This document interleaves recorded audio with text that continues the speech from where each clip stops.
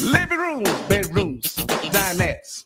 Oh yeah, you can find them at the market. We talking about flea market. Montgomery, it's just like a mini mall. Oh yeah, come shop with us. I said flea market, Montgomery. It's just like a mini mall. Hey, hey, you heard me. Come shop. Living rooms, bedrooms, dinettes. We got it. You need it. You'll find it. It's just like a mini. Hey, hey, you heard me. Come shop. I said flea market, Montgomery. It's just like a mini mall. Hey, hey, living rooms, bedrooms, dinettes. Oh yeah, you can find them at the market. We talking about flea market, Montgomery. It's just like a mini mall. Hey, hey, don't stop. Let's make it a dance. Come on now, to the left, to the right. Let's do this dance. Hey, to the left, to the right. Let's make this a dance. Flea market, Montgomery. It keeps you jumping. It's just like a mini mall. Check it out now, everybody. Like this now. Hey, hey, flea market, Montgomery. It's just like a mini mall. Don't stop. Let's dance. Flea market, Montgomery. It's just like a mini mall. Let's bring it on down now. Oh yeah, I know you're gonna like this. Come on now. It's just like, you know what I'm saying. it's just like, You know what I mean. it's just like, You know it. So why don't you just come on and say it? it's just like a mini mall. Oh yeah, you said it. It's just like a mini mall. Oh yeah, you like this? Come on now, flea market.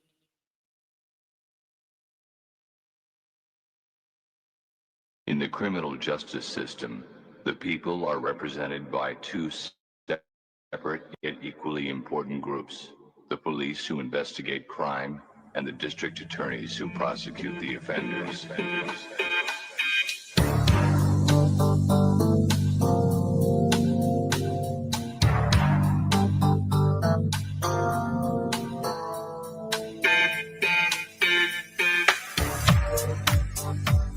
You know, guys, this is very weird, isn't it? Because StreamYard just introduced this. It says show comments on stage in beta. So we've been selected to test this feature out. Isn't that cool? So you guys' chat is all going to pop up in the corner. What sucks about it is if somebody decides to rage or do something crazy, I don't know how to prevent it. But whatever, maybe it'll be fun. Hello, Donnie, just Donnie. Hello, V-Dot. Hello, Roseberry Mood, Consciousness of Collusion, Jen O. And Clam, Big Clam is here. Clam, you've been through hell. But you will find that ID. These people are going to eject you from this line, God damn it, says Jason. And also, yeah, I don't know. I think it prompts membership gifting now. I don't understand, but everything changed. I woke up and everything was different. So we're just going to go with it. We're going to try it. Yeah, you might have to do mod stuff now. I don't know. Or you could not, and it'll just be fun. Hugin is in a feisty mood. If you guys hear him bark or come up and growl, I've been trying to get the ball from him all night. He won't give it to me. His daddy got it and threw it for him. He likes to do this thing where he brings it to you, shows it to you, begs you to play, but then if you try to get it, he will not give it to you. So I don't know what to do with that. I'm trying. Donnie says, pause. I think it's pretty cool. Look, it worked, Roseberry Moon. Thank you for gifting an Oblivious Benson membership. That's pretty cool. I thought for a minute it was shadow banning me from stuff. Yeah, Hugin is in beta testing right now. He didn't tell me. This is all a test. This is all a test to see if I can get the ball. This is pretty cool because actually I don't even have to click on the comments. They're just already there. That's exciting. So now if I forget to click, it has context. This is very good. This is very good. Paisley's on your head right now? Oh no. Paisley, get off. That's assault. That's assault. Break that up. Pop that chair. That's assault. That's assault. Break that up. Break that up. Pop that chair. These people are going to eject you from this line. That's assault. That's assault. You cannot touch me like that.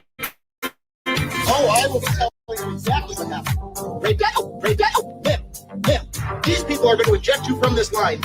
That's assault. That's assault. We have video of her just touching. How did that go? I will. Excuse me. Excuse me. That's assault. Excuse me. You cannot touch me like that. Oh, I will be telling you. That's assault. That's assault. That's assault. That's assault. We have video of her just. These people are going to eject you from this line. How did that show? I will assault. It is incredibly appropriate. Oh shit, You cannot Laura. touch me like that. That's assault. Laura, look to the bottom right of the screen. Oh, do you hear him? He's screaming again. You screaming? You screaming at the people? If you see on the bottom right of the screen, you'll see the chat beta. It's a new feature. Hoogan's mad at it. Oh, why are you pissed? Drop that chair here. Men, you cannot touch me like that. It is an incredible. That's assault. That's assault. Drop that chair. Men, drop that chair. Men, drop that chair. Men, these people are going to eject you from this line. That's assault. Men. Oh, I will. Men. That's assault. That's assault. Oh, I will be telling you exactly what happened. Drop that chair here. That's assault.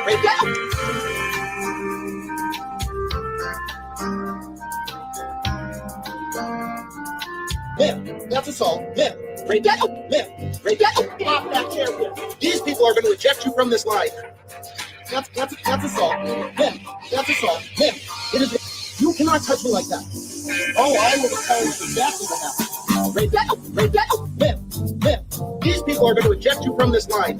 That's assault. That's assault. We have video of her just touching. How did that show? I will be. Excuse me.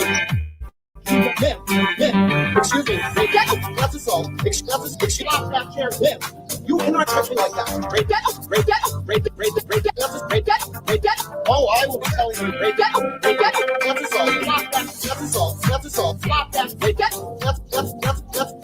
That's assault. Drop that chair here.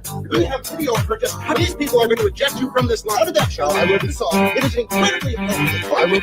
I will. You cannot touch me like that. That's assault. Drop that chair here. You cannot touch me like that. It is incredible. That's assault. That's assault. Drop that chair. Drop that chair. These people are.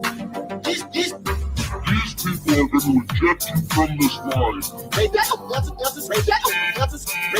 That's assault. Oh, I will.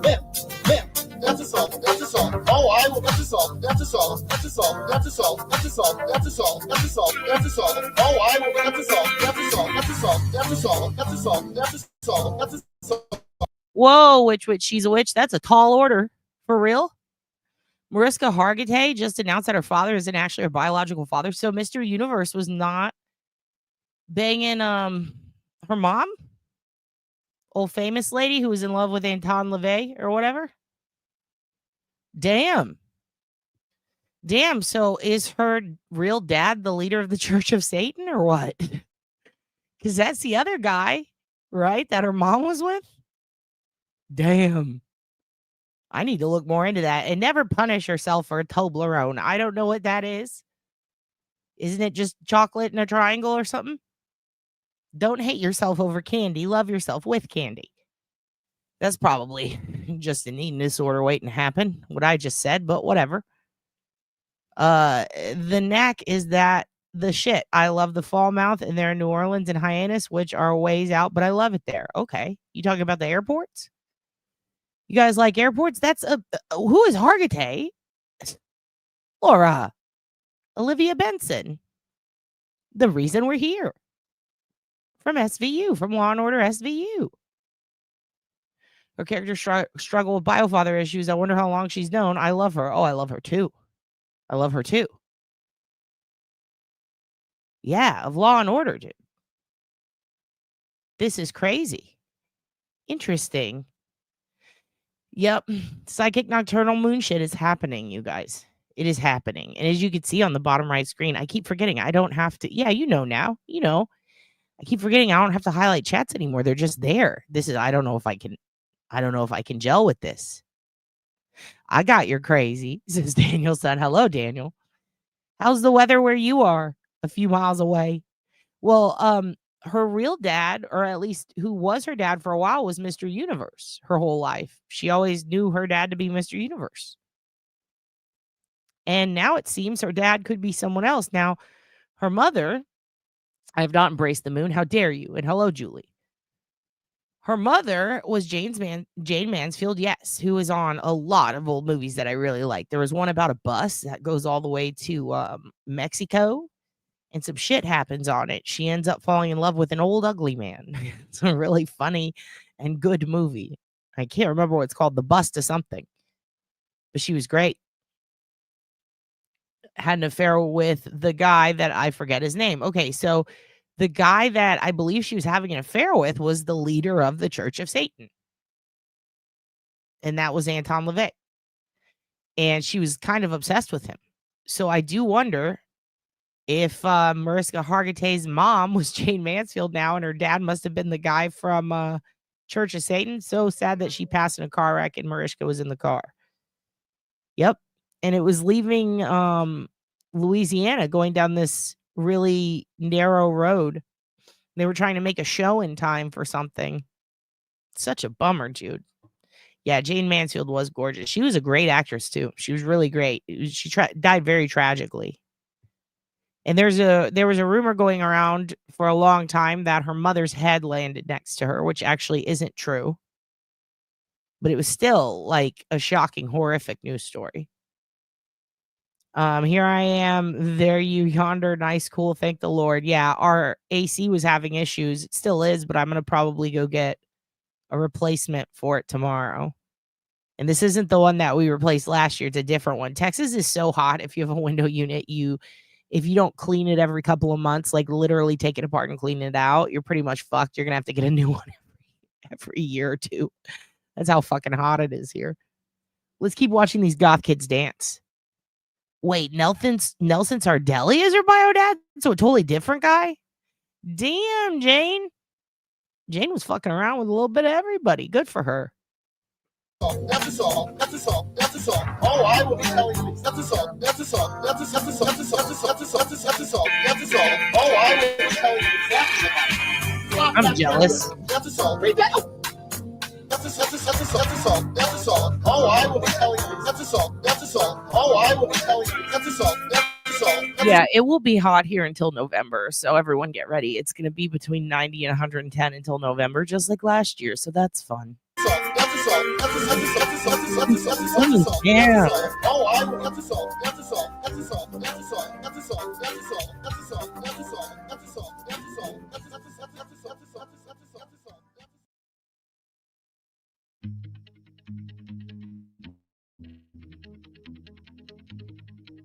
Okay, so this is Ohio has an Abominable Snowman theme song.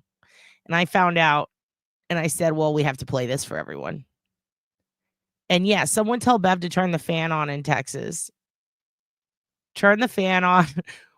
Turn the fan on now. It's too fucking hot.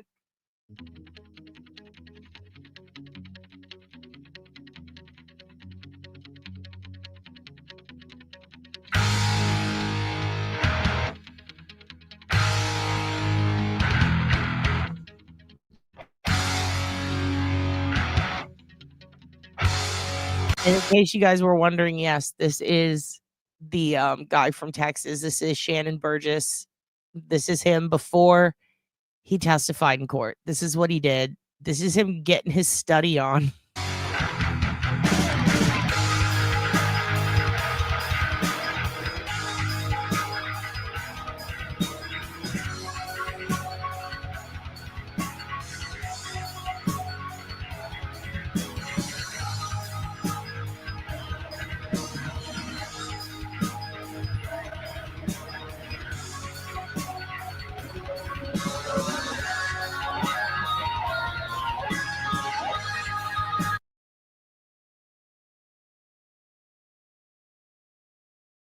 Anthony from Ohio. Did you know that you had an Abominable theme song for the Snowman from Ohio? Apparently it has no lyrics. It's just these guys goofing around in the woods. Do you like it?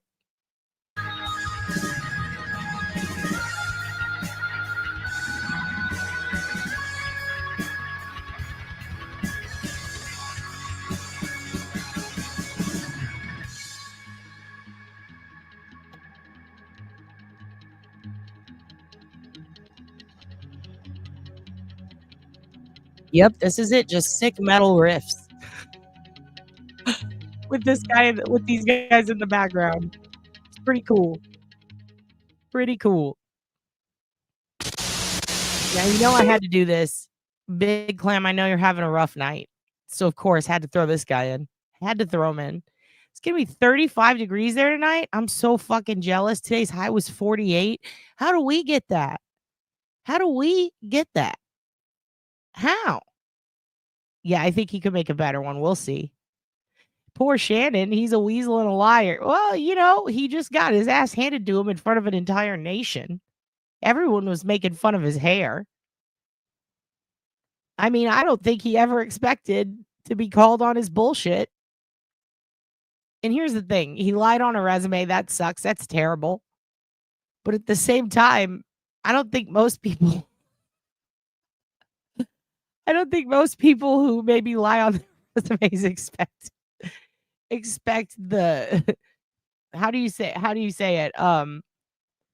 I mean, the unbridling of skin. Whatever happened to that man? The delousing that he received. Holy shit. Holy shit. And I like how he was still polite. He was like, yes, sir, I am full of shit, sir. Uh-huh.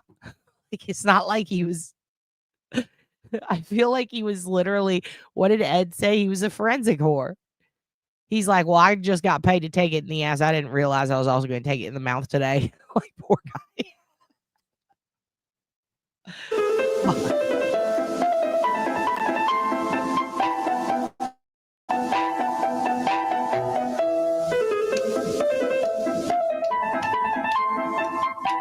Tell Frank. I'll let him know. Andrea, we got him on the back burner. Let's barter. We'll give you 20 to take 20 off of ours. Yes, RJ Smith, delousing. He was deloused. They sprayed his ass with the lice cream today. They were like, or yesterday, they were like, listen here, buddy. Listen here. We're about to fucking turn you upside down and do a thing called a dress down. Do you know what that is? Let me get out my K-bar and show you. Jesus Christ, that dude, he got fucked. Yeah, this is so after Frank, or what's his name? Not Frank Pachowski. This is Frank Pachowski.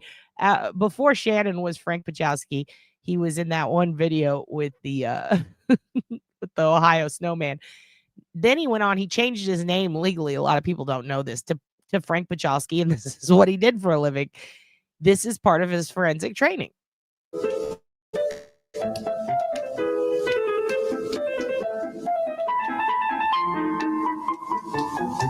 Where was Julia Stiles? I have questions. He took it in his dick hole. He took it.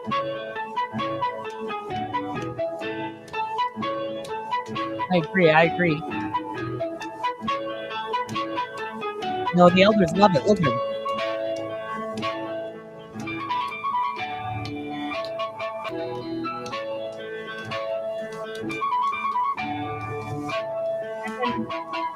Shannon is just doing his best. Look, he's a man who was named Shannon, you know? He's a man who was named Shannon. His life has been rough. So what if it takes him 20 goddamn years to get an associate's? Poor dude. This is the face of Shannon's mom when he said, I got my associates today at the age of, 49? How old is that motherfucker?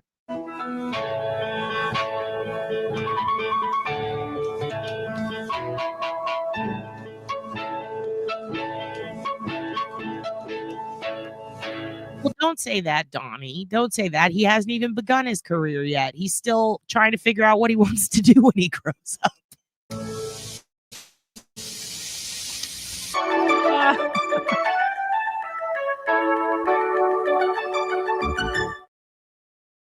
I got money.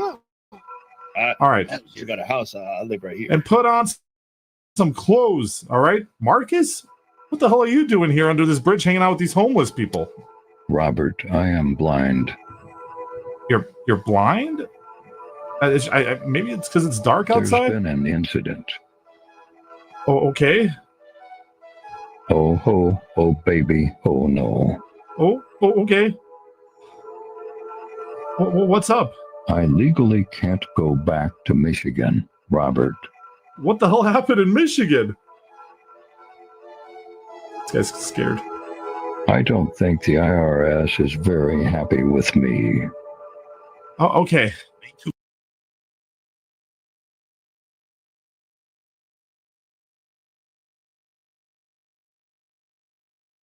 Brother. Yeah. I'm no longer blind. You can. I have to remember to take myself off mute now. But I just wanted to let you know, don't worry about those World War II veterans because they were all lying. They said that they were in World War II, but they were really in 3 separate wars.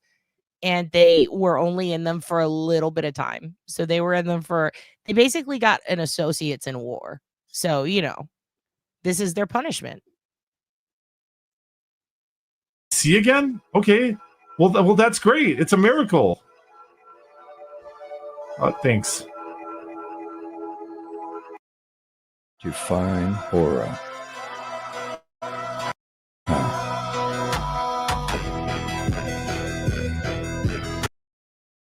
By the way, I'm not getting into auras or anything, so don't even think that. But I do think it's fascinating that there is a Marcus aura video. Do you hear this?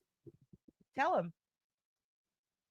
Tell them. If you're going to scream at mommy, tell them. Here, I'll give you the microphone. Tell them. Did you hear him sniff? Tell him. Tell him. Come on, Mookies. Yep. You hear that? That was the sniffling. That was the great sniffies of 2025. Of 2025, he's sniffing. He's Did you hear that? You want to tell him again? You gonna keep screaming? You keep screaming at mamas? Okay. Back to Marcus. Define horror.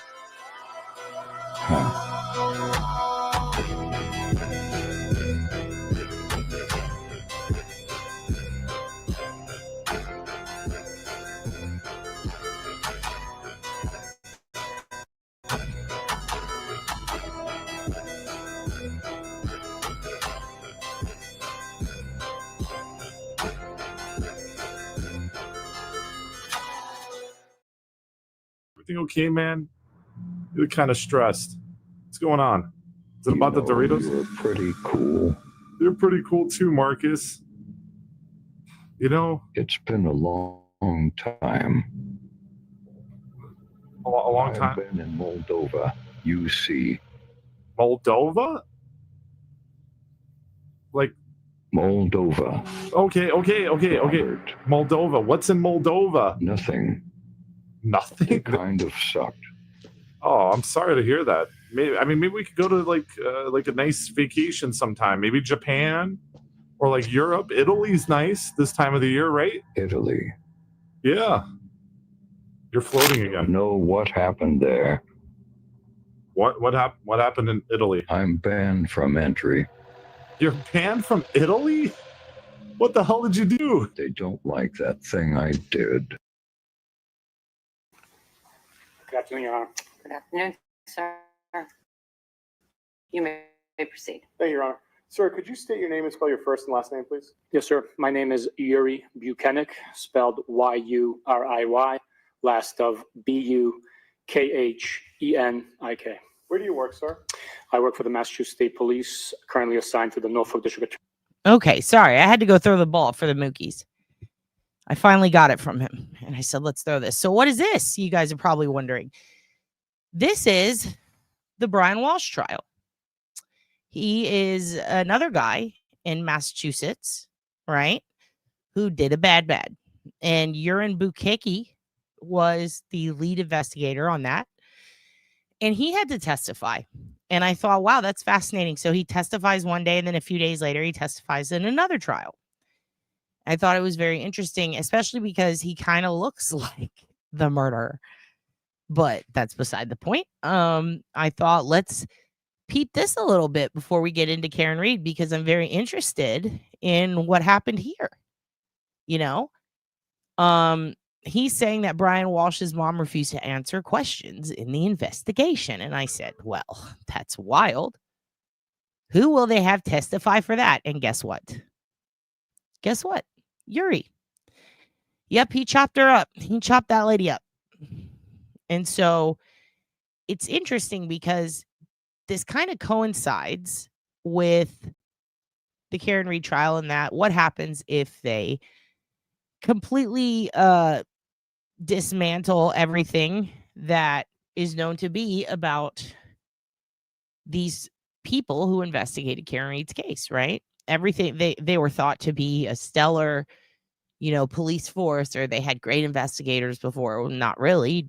People in Massachusetts knew the truth, but the rest of the country didn't, And it's interesting because if they have all their clout taken away, right? And they're proven to be horrific investigators who will lie and do all sorts of stuff, including Proctor, who also worked the case, and Tully. Yeah. A lot of people worked this case. So what happens if they are dismantled, picked apart, and basically turned into human sushi before the jury in the Karen Reed case? What if they are proven to be bad at their jobs, right? What does that mean for other cases they're involved in? Well, this case is actively being tried in a court of law as well and features the same investigators. Now, here's the problem here. Brian Walsh fucking did it. He did it. He chopped her up. He's a terrible person. He did awful things, and the investigation found that he did awful things, so much so that he is now on trial.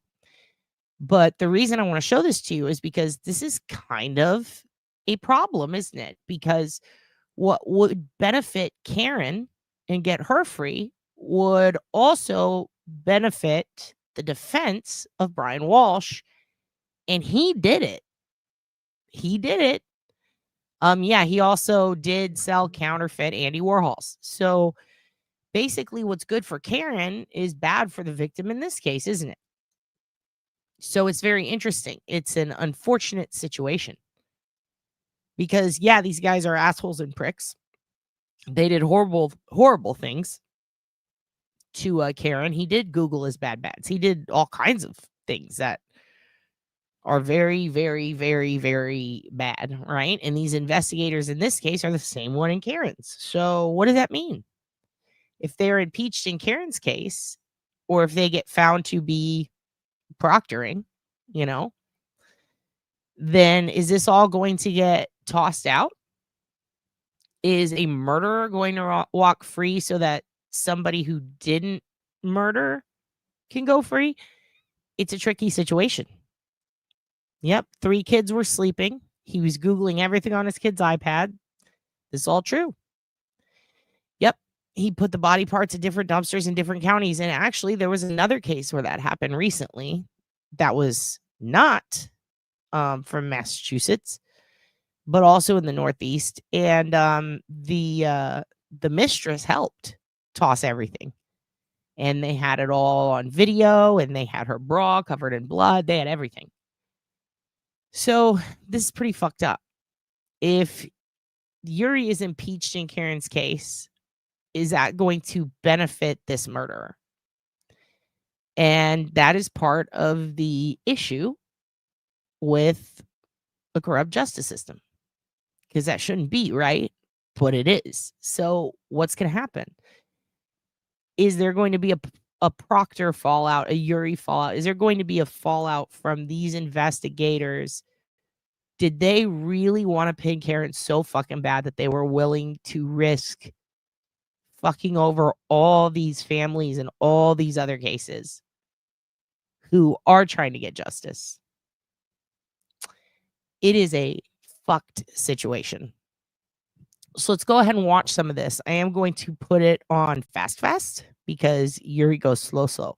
But I also thought it was interesting. I watched some of this before already, and I think his demeanor, the way that he talks on the stand, everything about this feels very different from Karen's.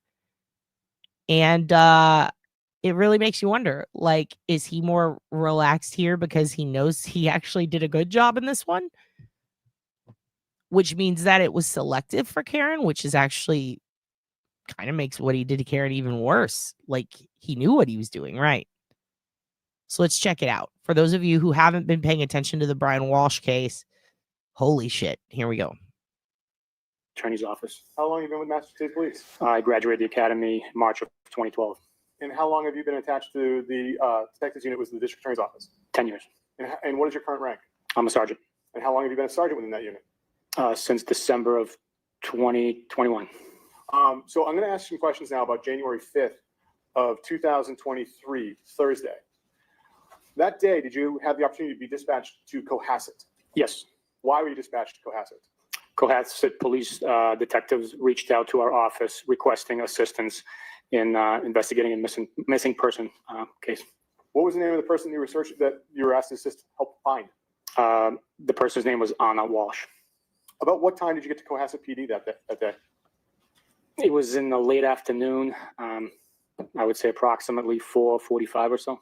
And did anyone else besides you, that's a member of the State Police Detectives Unit with the Norfolk District Attorney's Office, respond to Cohasset that evening? Yes. Who else? Trooper DeChico. And once Trooper DeChico and you were at the Cohasset PD, who did you have the opportunity? Pause it. You recognize that name? Trooper DeChico. Buca DeChico. Remember? We called him Fupa DeChico. Literally all the same key players in this case. But in this case, they got it right. So what does that mean? To speak with. I spoke with Detective Harrison Schmidt of Cohasset PD. And what was the purpose of this meeting with Detective Schmidt? He gave us an update on his investigation into the missing person, shared the details of that he's learned since he was involved. Did you have the opportunity to review anything in addition to having the conversation with Detective Schmidt? Yes.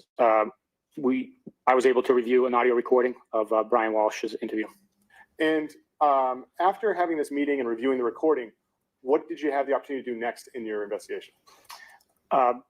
After doing the review of the recording and being updated on all the information that Cohasset PD had at the time, myself, Trooper DeChico, Detective Schmidt, Detective Lieutenant Lopes, and Sergeant Hunt proceeded to 516 Chief Justice Cushing Highway in Cohasset. About what time did all of you arrive at that address? I believe it was like 6:30 p.m. And when you arrived, was anyone leaving?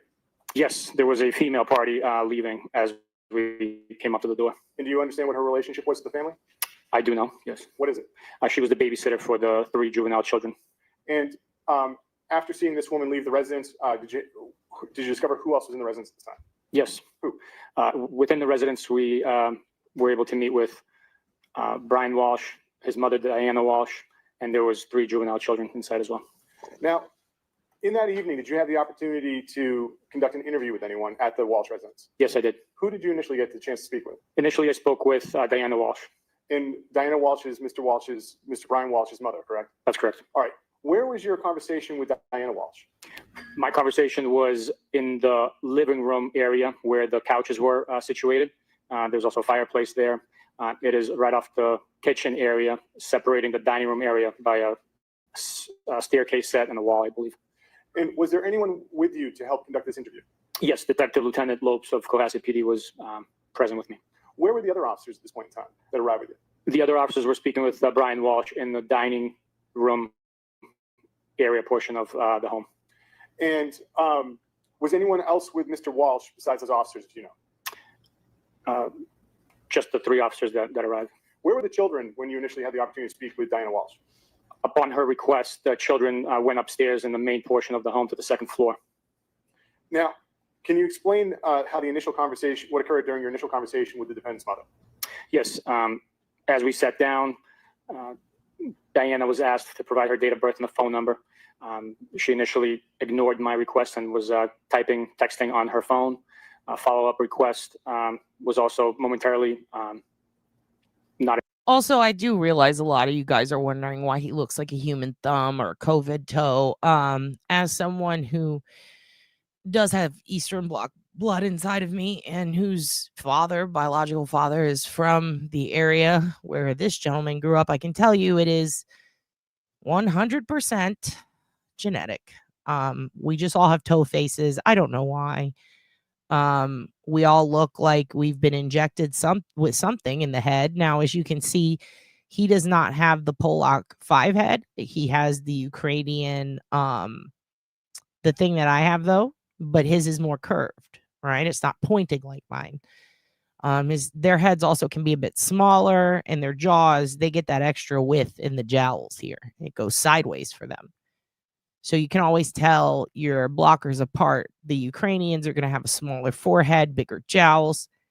And the Polacks, we're going to have a bigger forehead, and then we're going to have like a rounded, almost heart-shaped face, like that of a little, I don't know how to explain it, like a pug. We kind of all look like pugs. I don't know. Yeah, blockers. So, and see how his ears come out like that, right? Okay, Polacks, ours go in. We have tinier ones, and they're bigger on the bottom, and theirs are flipped, all right?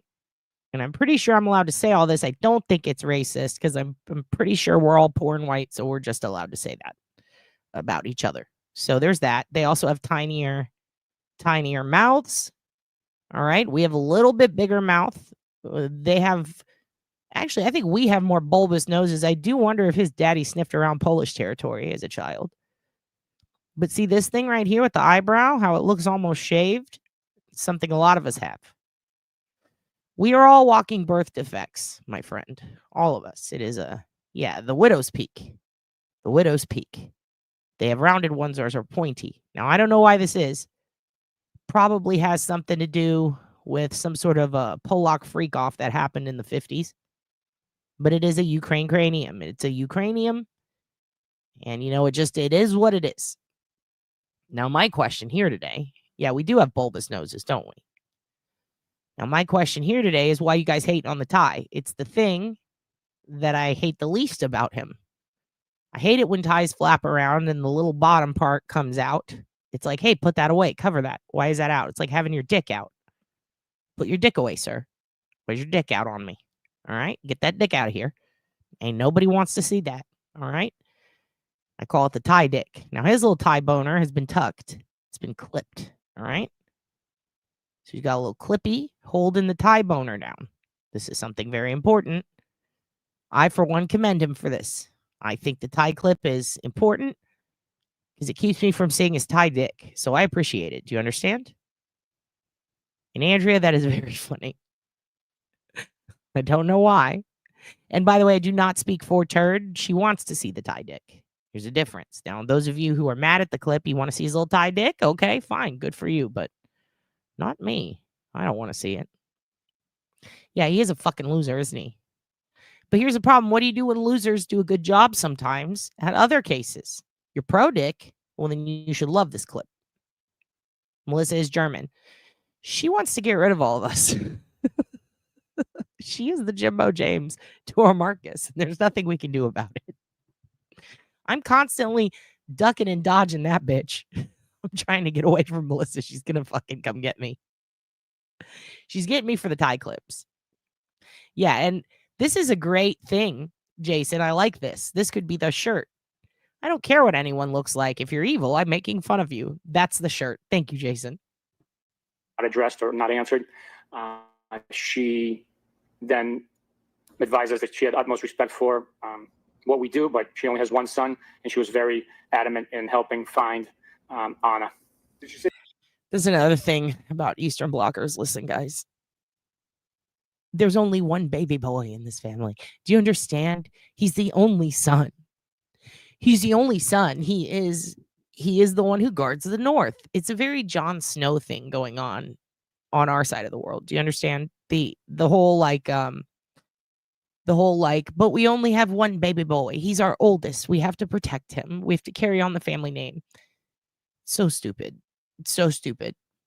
And I really feel like there's some sort of priority put on the heads of the oldest gentlemen in the family, and they tend to be the dumbest. So it's very fascinating how that works. This is a lot. Also, what a fucked up situation. To see this guy, imagine how her family feels. You know what I mean? Like, really think about that. How does Anna Walsh's family feel about this? Because this guy is their hero. And to see him get dressed down in the Karen Reed case had to be very upsetting. God damn. Just goddamn. Here we go. Say what she was doing as far as trying to find Anna. Yes, she stated that she had Googled, researched a top PI firm, private investigation firm in the DC area, and she had been communicating with the owner / CEO of the company. And did she give you any contact information for that person? Yes, she provided both a business line and a private cell phone number for the individual. Now, did she have the opportunity in this during this conversation? Did she tell you what had occurred with her son's cell phone as far as January 1 and January 2nd? Yes, during this conversation, she advised us that on January 2nd, Brian Walsh showed up at her home in Swampscott and advised her that his phone was missing and that he needed to use her device to communicate or try to reach Anna. And did she show you anything from her phone during this part of the conversation? Yes, she showed me her call logs as well as text message communications that were documented on her device. And when you saw this, did you see the names of any of, not asking the specific name, but did you see the names of anyone in the family? Yes, there was a name associated with a juvenile child, the eldest, that was documented as a missed call. And did you ask her about whose phone number that would be? Yes, I did. And what did she explain to you? She indicated it was the 6-year-old's phone number as saved with the name in her device. Pausing there. I can't. That's the part that fucks with me. Of all the things that fuck with me, that's the part that fucks with me. I had to rewind that a few times when I first saw this. Did he say the 6-year-old's phone number? The 6-year-old's phone number? So the 6-year-old had a phone. God damn. I don't know what to think of that. That is wild. I didn't even, at 16, I had to fight for a phone. And it was a landline. This is nuts. And that she had purchased. Also, how many fucking Germans are in here? We need to thin the herd. What are you guys doing out here? You can't just be German. What's wrong with you? Also, how many of you had a phone at 6 years old? Just out of curiosity. I'm not trying to judge anyone. I'm just... 3-year-olds have tablets? What the fuck? Am I the not normal one for not believing in this? Why are we giving these children phones and tablets? They're expensive. They will break them. They will get poo on them. What the hell? It's a germination of our nation. I'm scared. I'm scared again. Yeah, we didn't even have... The cell phones didn't exist when I was 6. What the fuck is happening? You had a landline at 6, though? Pierogi cacciatore. Chicken statutory. This is insane. Just all the juvenile, 3 of the juvenile children, cell phones, Apple AirTags, and iPads. How long were you speaking with Diana Walsh before any of the children returned? I would estimate it 15 minutes or so. And which child did you wish to speak to? The oldest 6-year-old child. And was that one of the children that returned? Don't say tribe. Don't say tribe. I have to insist the Germans in the chat do not tribalize. Don't you do that. That's enough. I will get a spray bottle. At this point in time. Yes, it was. And did you have the opportunity to speak to the oldest child? Yes, I did. Can you explain to us what occurred as far as that conversation? Initially, when the child presented to our presence, myself and Detective Lieutenant Lopes, asked him if he was willing to have us ask him some questions. He shook his head in the affirmative without giving me a verbal response. Diana, at that point, asked him to sit on her lap while we held the conversation, and we proceeded to ask him some questions. And what did he tell? What did the oldest child tell you about about what he remembers as the last time he saw his mother, Anna Walsh? What the child stated was that the last time he saw his mother was surrounded around the events of him hearing a noise, waking up, coming downstairs, and seeing her on the couch underneath his blanket, which he left in the room overnight. She was dressed in a set of pink pajamas with red hearts. And as he was walking by the kitchen island, he saw his iPad. He picked up the iPad, recognized that it was malfunctioning or broken, not working properly, and he requested that his mom, Anna, fix the iPad for him. Once she fixed the iPad, he indicated that Anna went upstairs and changed into her real clothes, returning back downstairs, holding a brown duffel bag, approximately 2 feet in length, and a purse, which he gestured to her wearing on her shoulder. He then stated that her taxi was here. He told her, "I love you." She responded, "I love you more." And she walked out the door to her ride. When asked if he saw the vehicle, saw the headlights of the vehicle, or saw her get into the vehicle, he stated he did not. Those are strictly his speculations. Obviously, he didn't use the word speculation, but. And how did the conversation end with the oldest child? I had a question for him asking, does he know where his mom, before I was able to finish that question, Diana became animated with her arms since he was sitting on her lap, flailing her arms in the air. I stopped abruptly, being interrupted by her gesture. She finished the question for me, stating cell phone. The child never answered my intended question, which was if he knew where his mom was, nor the question that Diana finished. He strictly said that mom wanted him to move to DC to be with her. He abruptly got up off of Diana's lap and ran into a different portion of the home. And did you have any further conversation with the oldest child? Yes, I did. And what was that, sir? At one point, a little bit later on, he returned to the area where myself and Detective Lopes was standing. He opened the door slightly, just wide enough to the basement that he could fit through. He took a step onto the first step going down into the basement, looked back at me, extended his arm, and I told him that he shouldn't go into the basement on his own, realizing there were child locks on the door. Then Diana also opened the door all the way and grabbed his hand and told him not to go down there. Did any of the children ever give you anything that night? Yes. What did they give you? The eldest 6-year-old boy gave me a little art piece that he rendered. Now, Okay, I'm about to say something. Some of you might hate it. Sorry if you hate it, but it's a fact. What Yuri just did right now, right there. My dad does this. It's called stuffing down your emotions. He was about to cry. I don't care whether you hate him or love him. I'm sorry, but he was about to cry right there. And yes, he used rendered because he is a cop. All right. He is a cop, and they use words that, like, instead of he made me art, it would be he rendered me a piece of art. Like, literally. I rendered this for you, Yuri. Yeah, that's how he said it. Now, this right here, I've seen this a million times. This when it's like, when your dad says something like, it's because I wasn't there for 24 Christmases. It's that. That's what he just did. He does have feelings. He does have emotions. All right. And you could tell right there. And the only reason I'm pointing that out is in case you happen to be from Eastern Bloc parents and you were wondering if they have emotion. I just want you to see. They do. They're just all about hiding the shit out of it. Oh my God. And they're so good at it. And they usually do something like this. And then it passes. It just passes. It's like they forget it. It's fascinating. That's why I want to show this to you mainly, is like, look at how good they are at not crying. Fucking crazy. And grabbed his hand and told him not to go down there.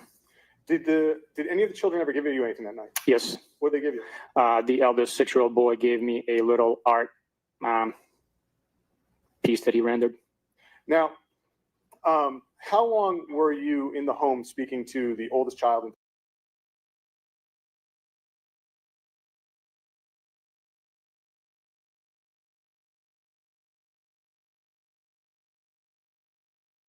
And grabbed his hand and told him not to go down there.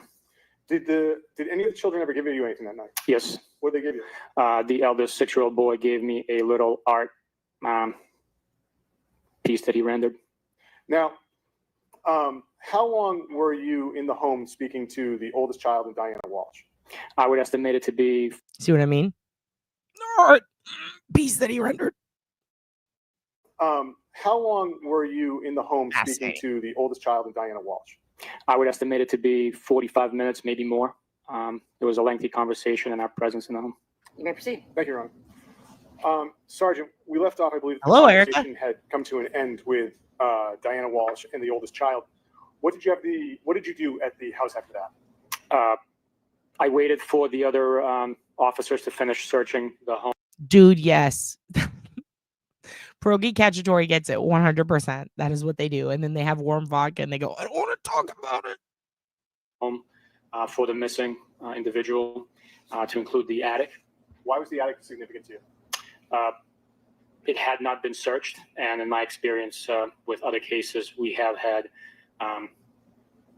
located individuals in crawl spaces and attics. What types of cases are those, sir? Death investigations. And more specific, though, when you found people in crawl spaces like that, have they been as a result of murder or how so? They were suicides.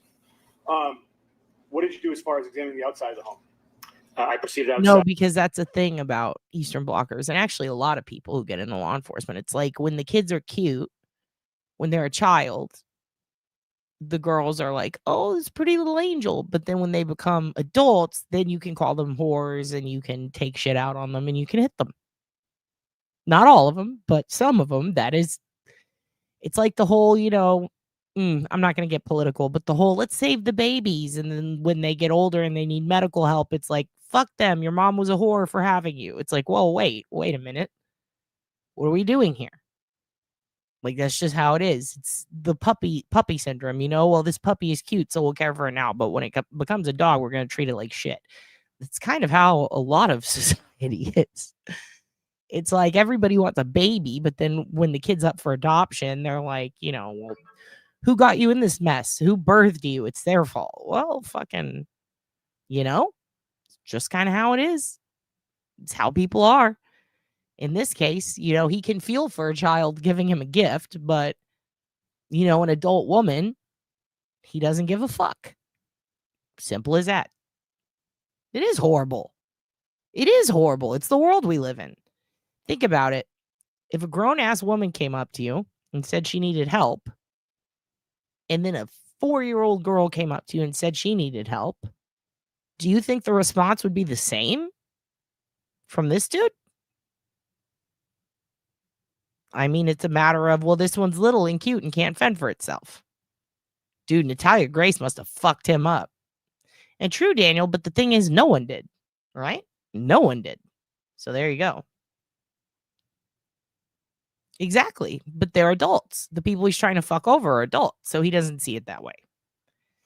It's fascinating. Yes, exactly. Let's save the fetus and then let the child starve. That's kind of the world we live in. It's fucking wild. I think that the reason they can be a good cop sometimes is because they're disconnected. They don't know the people.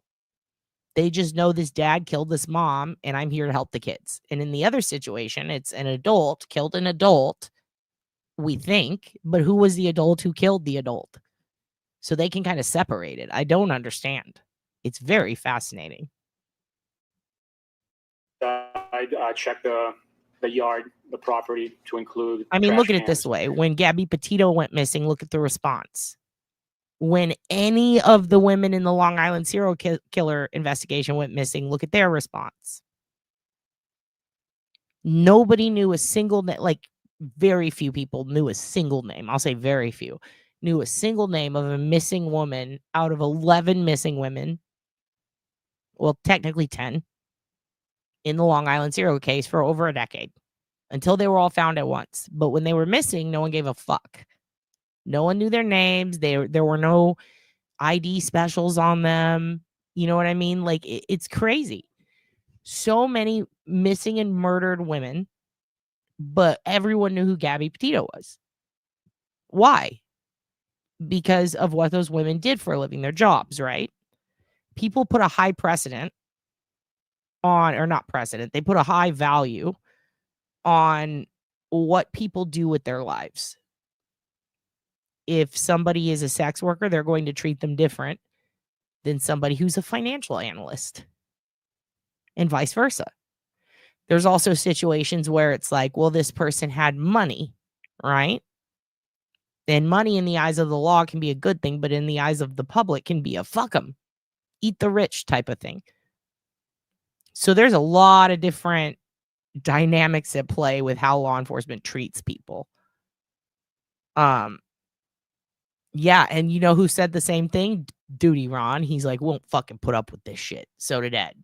There's really good ones out there too. And so that's why some people, I mean, I've gotten my ass chewed apart by some of my friends for not, I don't think all cops are bad. Sorry.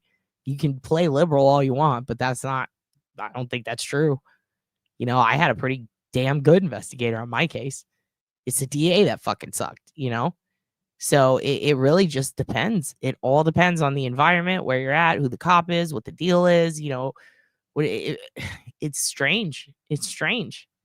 Look at DC. Look at all of the missing black kids in DC that you probably don't know fucking any of their names. But everybody fucking knew, you know, everybody fucking knew Gabby Petito. Everybody.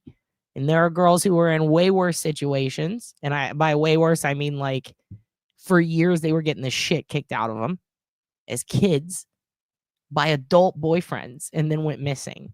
And their parents abandoned them as kids and they were living with adult men and are now missing and people don't fucking know who they are. It's really crazy. It's just the world we live in. Fucking sucks.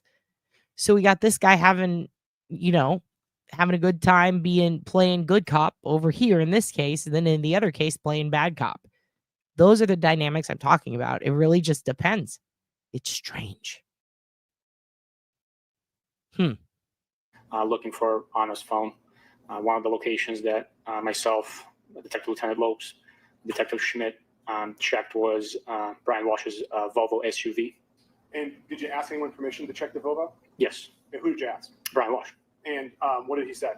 He complied, granted us permission, unlocked the vehicle, and we took a look through the contents of inside. And what observations did you make of the Volvo? Wow, something interesting. You see that? He said, well, there's a Volvo here. Can we look inside of it? Hey, there's a house where the missing person used to live. Can we go in? Can we talk to the family right away? Kind of wish they would have done that in Karen's case, don't you? I located a cell phone device inside the Volvo, located in the center console of the vehicle. And did you have a conversation with Mr. Walsh about whose cell phone that was? Yes, I asked him whose device that was, at which time he stated it was his oldest son's and phone. Did any of the police officers attempt to verify that? Yes, Detective Lieutenant Lopes, having been provided with the phone number for that device, called the phone, and the phone rang, verifying that it is, in fact, the 6-year-old's phone. And where did Detective Lopes get the phone number from? Our conversation with Diana Walsh, when she showed us the call logs, the phone number was provided. Do you remember what the phone number was for that device? Not at the top of my head. I know that it most likely ended at 8028, possibly. And did you write that anywhere in any of your reports? Yes, I wrote it in my interview report. Would that, looking at that report, refresh your recollection as to the number? Yes, sir. You're on, Coach. You may. Sergeant, can I ask if you can look at paragraph 9? Look at it yourself. Look up to give you an opportunity to review it. Does that refresh your recollection as to that phone number? Yes, it does. What was the phone number, sir? 617 895, I believe. Oh, should I come back? Yes, please. All right, Sergeant. Take one more look. You know where it is. All right, now you want to give it a shot. Yes, 617 895 8028. You see that right there? He wrote a report. He memorized the phone number. He did a pretty good job, huh? He did a little laugh. The point of showing you this is, yes, Bukkake has emotions. Yeah, he could do his job really good. Yeah, it's hard to believe, isn't it? Part of me wants to scoop up this Bukkake and hug it and say, listen, Bukkake, you did good this time. You didn't get jizz everywhere. And you did everything in the right order. And you talked to the people and you used your intuition when you thought something's not right. And then you used the procedures and policies and you followed them. And you said, hey, something's going on this property. Maybe I should go over here to this vehicle and look in it. Maybe instead of waiting on a warrant, I should just ask politely. Kind of crazy how he can do that. Shows you the capabilities here.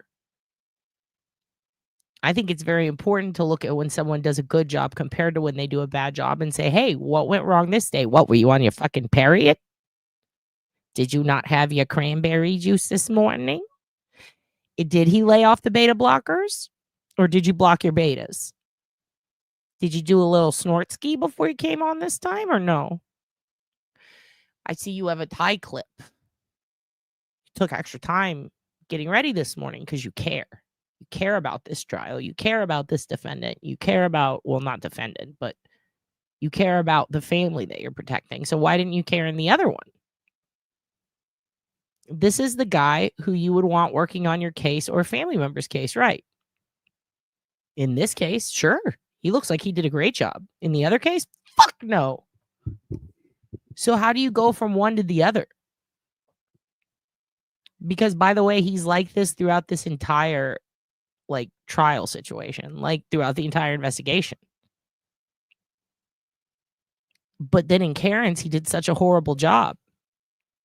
So what do we judge him on, his best day or his worst day? Because it's not just a day. It was a whole investigation. That's also crazy to think about. So we now know that he is capable of, yes, Laura, good job, picking and choosing. Fascinating how that works out. Fascinating how that works out.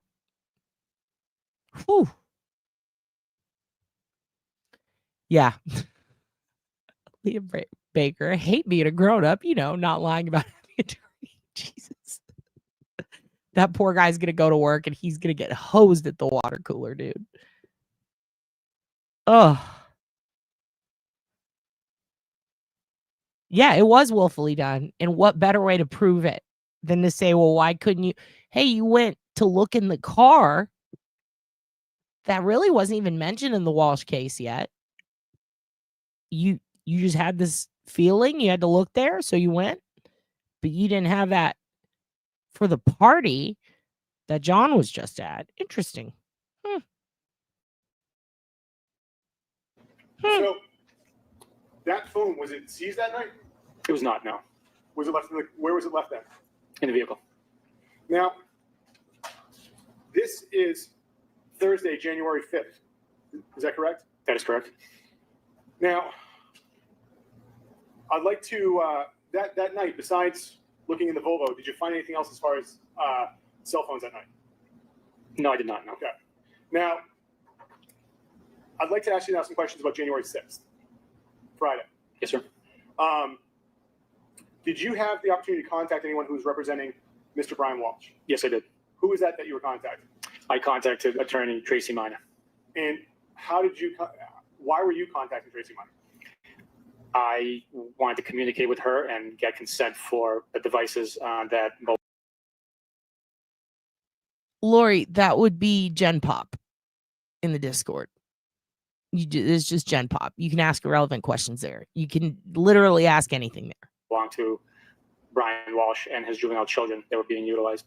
And what was your understanding of Tracy Minor's relationship to Mr. Walsh? My understanding was that Tracy Minor was representing Brian Walsh on a criminal matter out of federal court in Boston. And when did you start communicating with Attorney Minor? I began communicating with her in the afternoon hours of January 6th. It was during the 3 o'clock hour, I believe. And how were you communicating with her? Via cell phone call communication. Do you know roughly how many phone calls you had with Attorney Minor? I had numerous communications. To the best of my estimate, probably three phone calls. And so, what did you ask Attorney Roseberry? This is a good question. I can send you some, but is it specific? Is it specific to LA County only? Like no San Bernardino, no nothing? I can send you a list of links specific to California. And if you have the OSINT cheat sheet, there should be some already in there, but I can send you a list of links specific to California. And if you want to send me the name of the hearing, I can see if I can find more on it for you. But overall, California, very tricky because you have to look at a few places. You have to look at the county clerk website. Okay. And then there should be a page attached to the sheriff, and then a page attached to the police, which is totally different. And then you have the California state website that also gives you results for the county. So really there's 3 to 4 different places that you can look. And you can also use this thing called it's a Reuters website. It's in Beverly Hills. Okay, and Beverly Hills also has its own mini one, because Beverly Hills, even though it is part of LA County, it operates like Alamo Heights in San Antonio. It's considered its own tiny city or something. I don't remember the exact name of it, but it's like its own entity within a county file. And if it's the airport, that's also its own. That is also its own. Okay, so now you've got 5, 6, you've got 7 places that you can look. June 9th date, her case was filed in it. And also, the airport has its own. The airport has its completely own separate. Actually, all airports do. There are also jails in the airports. I don't know if you guys knew that. But yeah, airports are their own, especially because if you've got customs involved, there's also a separate one that's international.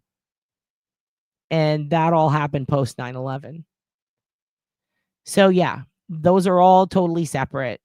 And the airport also, by the way, doesn't just go by where the physical building is, but they actually own land around it that stretches out to different places and can be.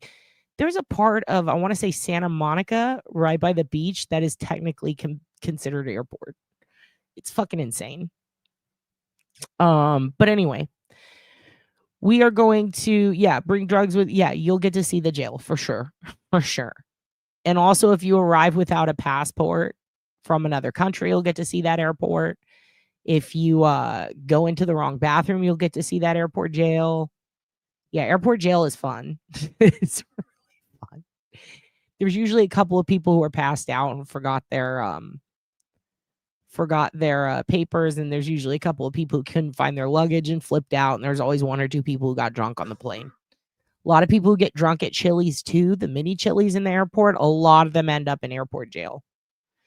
Yeah, Denver Airport is its own satanic hallway into the afterlife, and I absolutely love it. And I'm still stuck there in my second life as I await my trip into Scientology.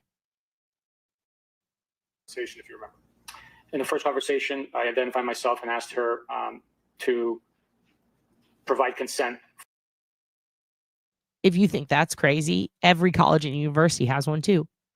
Every state college, at least, and university, or every university that is given grants by the state in the state of Texas, has its own fucking police station, its own jail, its own everything.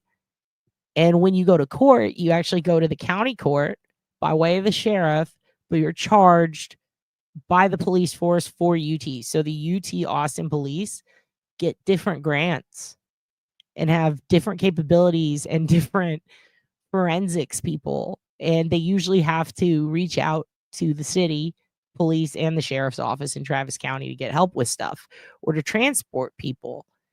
And the thing is, if you're an adult who like stabs someone on campus, but you're not a student, they still have jurisdiction. So instead, they'll call the sheriff's department because they're not fully equipped really to handle that. So it's very fascinating. For Brian Walsh's phones, at that point, I had knowledge of at least 2 devices, the one that was missing, that was located on the second, and then the 6-year-old cell phone. Okay, so to be clear, you say the one that was missing that was located in the second, who did you believe that cell phone belonged to? Brian Walsh. And the second device, what was that device that you were concerned about? That was a device that contacted Diana with a missed call on the call log, and it was also now present inside Brian Walsh's vehicle in the SUV. What did you say to Attorney Meyer that you wished to do to these devices? I stated that we wish to do a full system extraction, phone dump, more commonly used as a phone, known as a phone dump, of those devices for digital evidence data. And what reservations did Attorney Meyer express to you in the first conversation? She stated she needed to talk to her client, and she would call me back. And did you explain anything else you were looking for at this point in time? No, I did not. So how long did it take for Attorney Meyer to contact you back? It was somewhere between 5, 10, minutes, maybe a little more, maybe 15 minutes, but I did receive a call from her within a short period of time. And what happened in this next phone call? She stated that it would be fine to Laura, I paused for this. What? Laura, your phone rang during the trial of the century.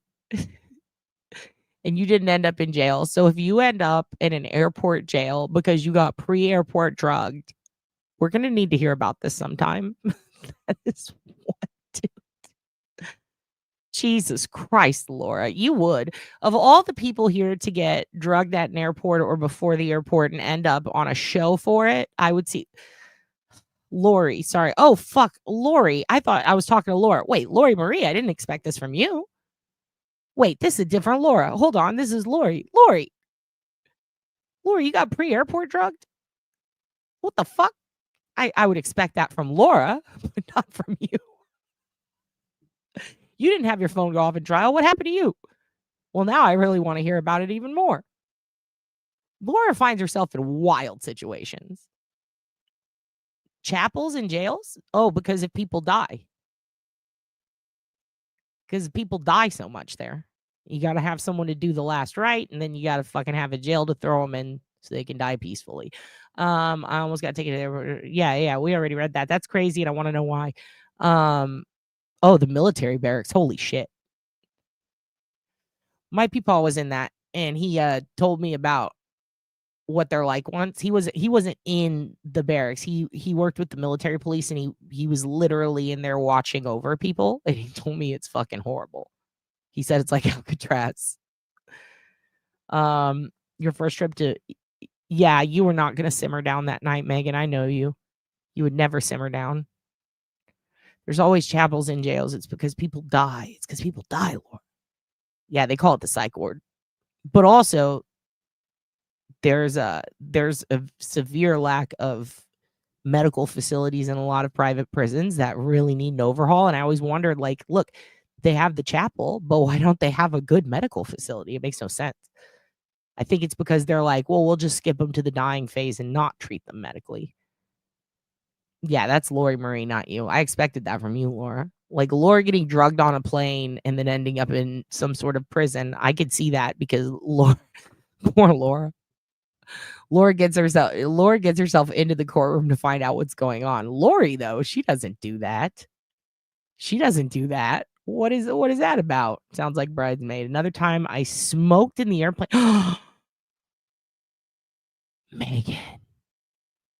Grounded. You can't smoke in the planes. What is this, the 80s? What are you doing? I really miss watching shows where people smoke on a plane. They don't even make shows of it anymore. Did I ever tell you about the kids that were trying to have sex next to dad on a plane while they vaped? These teen kids, and I had to be like, you guys fucking chill or I'm going to tell. I literally, dude, coming back from California one time, dude, you were committing a huge crime. You can't do that. If you could, don't you think I would be doing it? Legit. Okay, here's story time. Your husband is a pilot? And you smoked on the plane and your husband's a pilot? Oh, wait, no, you didn't smoke on the plane. That was Megan. What do you think of Megan smoking? Are you going to tell your husband on her? Donnie, are you going to tell your husband what Megan did? Tell her.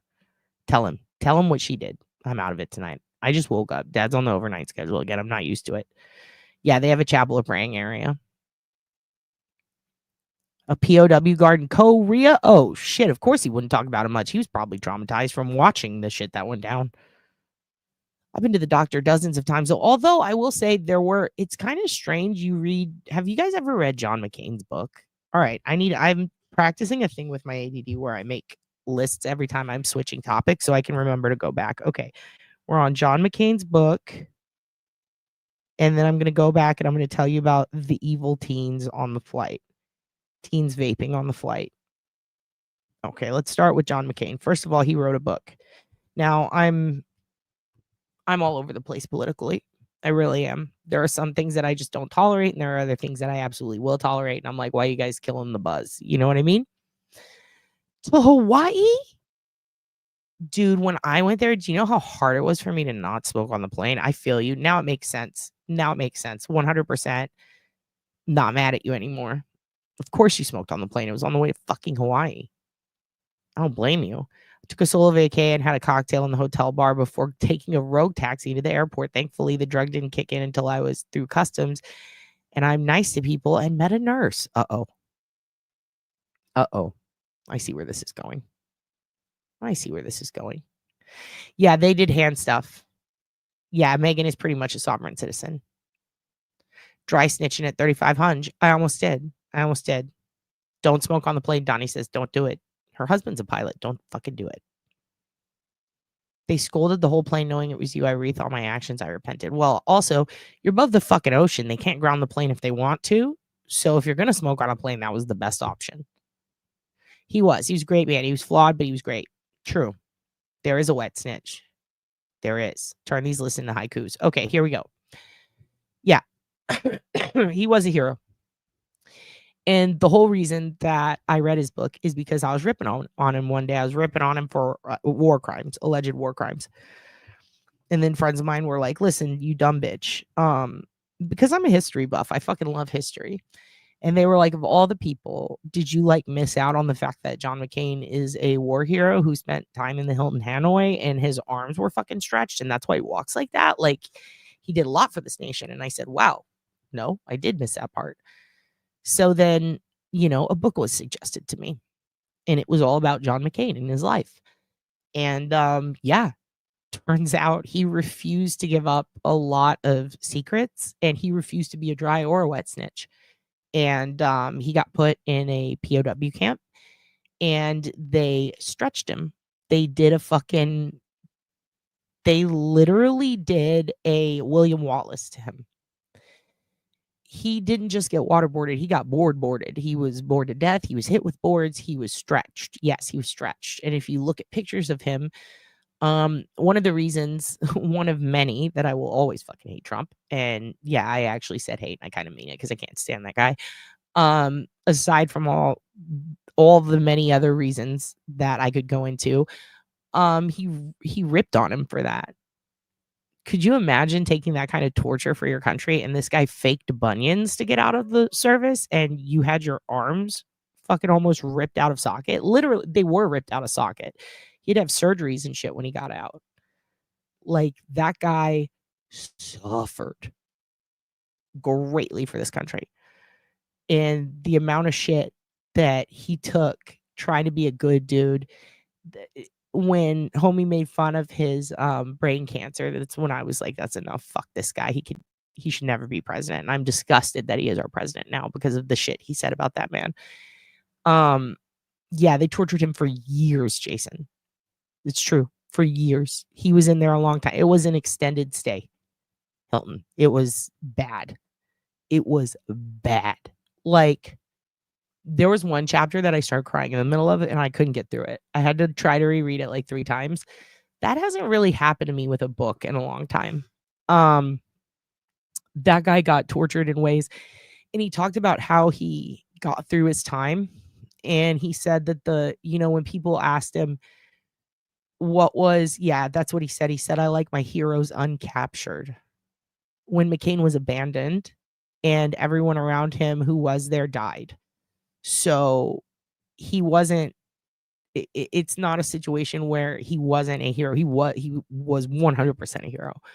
And all the people around him were killed and they were heroes. It was a fucking horrific situation he was stuck in, and he never thought he'd get out. But when he was asked about, what was the hardest part about being in there? Was it being stretched? Was it being beaten? Like, what were the parts that you wish you could have never been through? He said it had nothing to do with what they did to him. It's when he could hear, because for a while they would make it so that the prisoners couldn't hear anybody. They didn't want them to hear each other because they wanted them to feel isolated and alone. And then after a year or so of torture, they decided, let's put them around each other so that they could hear each other, but we're not going to let them talk or communicate. The only times they'll be around each other, but in different like caves, was when they were being tortured. So the only time you heard another living human that wasn't the one torturing you, you were only hearing people being tortured. And he said that was the worst part. It had nothing to do with what they did to him. It was hearing others being tortured. And like the empathy on that man. So yeah, McCain was he was a beast, dude. He was a fucking beast. The echoes, yeah. So when I saw homie Trump say that shit, I was like, not a homie. You're a fucking piece of shit. May you rot in hell, sir. What a bad man. What a bad man to say that kind of shit. Ugh. Now his daughter was a fucking twat, but Kane himself was a great dude. He was a great fucking dude. Great fucking dude. Okay, now on to these fucking teens. So I'm on a fucking plane leaving LA, right? And I'm going back home. And I get sat next to a hype beast and his weirdo TikTok girlfriend. Okay. These are the type of kids who are like, hey, what's up? We're on a plane right now. Oh my God. Yes. And they're like taking pictures of themselves on this plane. At one point, they like pointed at me and they're like, this is our seatmate. And I'm like, that's the only interaction I had with them. Because I fell asleep and I wake up and I smelled something. And I was like, what is that fucking smell? And I look over and dude is like grabbing her and he's like, oh, and she's like, I love you so much. Are we gonna hang out when we get to Austin? And they're like making out. And I'm like, what the fuck? So I do this shit. I like turn away. I don't want to fucking see this. I don't know how old these kids are. They're like teens and also like, what are you doing? You're on a fucking plane.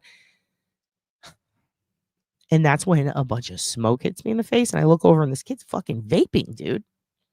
And I was like, oh my God, you're vaping on the plane. That's what I said to him. I said, oh my God, you're vaping on the plane. He goes, yeah, shh. He's like, haha, no one's going to catch us. We do this all the time. And I was the whole rest of the ride, I'm like, I'm just sitting there because it's like, if I snitch, I'm going to have to do it. Like, I'm going to have to be like, come here. They're fucking vaping. And it was a full plane. But at the same time, I didn't want to be a buzzkill. And also, like, it smelled nice. So what do? And then they're all like doing these things on the intercom, like, just a reminder, don't smoke on the plane. And I'm just like, ugh. And it was the most uncomfortable situation I've ever been in. But thank God I wasn't in the Hanoi Hilton. That's all I have to say about that. Here we go. Back to this. They would consent to the extractions. They just wanted it documented. 100%. That's the shirt. And she requested a documentation to be generated. And was there any limitations on the digital? Was there any limitations on what you were allowed to look at? Yes, it was communicated verbally in our agreement that we were not to look at attorney-client communications prior to December 25th, 2022, and no communications between Anna and Brian Walsh prior to that date as well. Besides those two issues, was there anything else that you were not allowed to look at when you spoke to Attorney Minor? No. I feel like this should be clarified. He was kept outside with no clothes in a bamboo cage and tortured. But he was also put in these like cave systems that were fucking weird. And there were a couple of them who were put in there. And I think they were only put in there to be tortured and then brought out. And then I think I need to go back and reread it because I think like the first 2 weeks he was kept in total darkness and then he was put out there and like there were mosquitoes. It was fucking bad, dude. It was really bad. And yeah, he was a total boss. He just went up and was like, fuck your prerogative. Pa, pa, pa, pa, pa. And then he fucking put his fucking fingers down and was just like, fuck you, Mitch. Yeah, he was a boss, dude. Did you tell Attorney? And so he got tortured at the Hanoi Hilton so those kids next to me on the plane could vape in my face. During this conversation, was there mention of any other devices you wish to look at? Yes. After we made the agreement for the 2 cell phones mentioned, I also requested that the iPad, which we knew was manipulated by Anna prior to her leaving the home, would also be included within the devices that were consented to. Did you explain why you wanted to look at that iPad? I did not know. Why did you want to look at that iPad? Well, if Anna manipulated the device and fixed it during the time frame that we were advised, there would be a digital footprint on the device documented that manipulation. And to be specific, what iPad are you referring to that Anna manipulated? It was the iPad that the 6-year-old saw on the island as he came downstairs after hearing a noise and waking up, and he picked it up and had his mom fix for him. Why was that footprint significant to you in your investigation into the disappearance of Anna Walsh? It would have really narrowed down the timeline of when Anna left the home. It was in a short period of time after the device was manipulated that we were told Anna got dressed and left the home. Had you had any access to that iPad before this conversation? No. And so when you were speaking to the oldest child, he never showed it to you or anything like that? No, he did not. Okay. Now, besides the two areas that you had agreed upon with Attorney Minor, which was attorney-client contact and anything before December 25th with the defendant and his wife, she asked for what? A documentation of the agreement that we verbally discussed and agreed upon. And what did you do to document the agreement? Communications were had with Norfolk District Attorney, First Assistant Lynn Beelan, and she drafted an email including those specific restrictions of the full data extraction, digital evidence analysis in an email form, and sent it to Attorney Minor and CC'd me on it as well. What memory do you have of expressing these concerns to First Assistant Beelan at the time? I do not have a memory of communicating with First Assistant Beelan. So do you know how First Assistant Beelan knew to send the email? I do not know.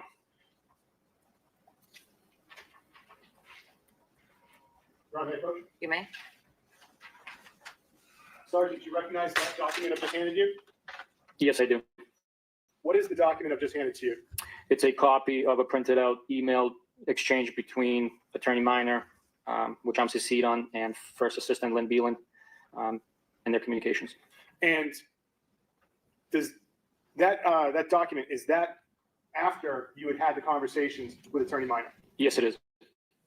Your Honor, I'd ask that this be marked as the next exhibit, and I know that I've fouled up the order, but it is in the binder, and I think it was attached to the defense's pleadings as well. Yeah, Laura, his little MSP pin looks different because there's different pins I found out. And by the way, this is a fun little thing.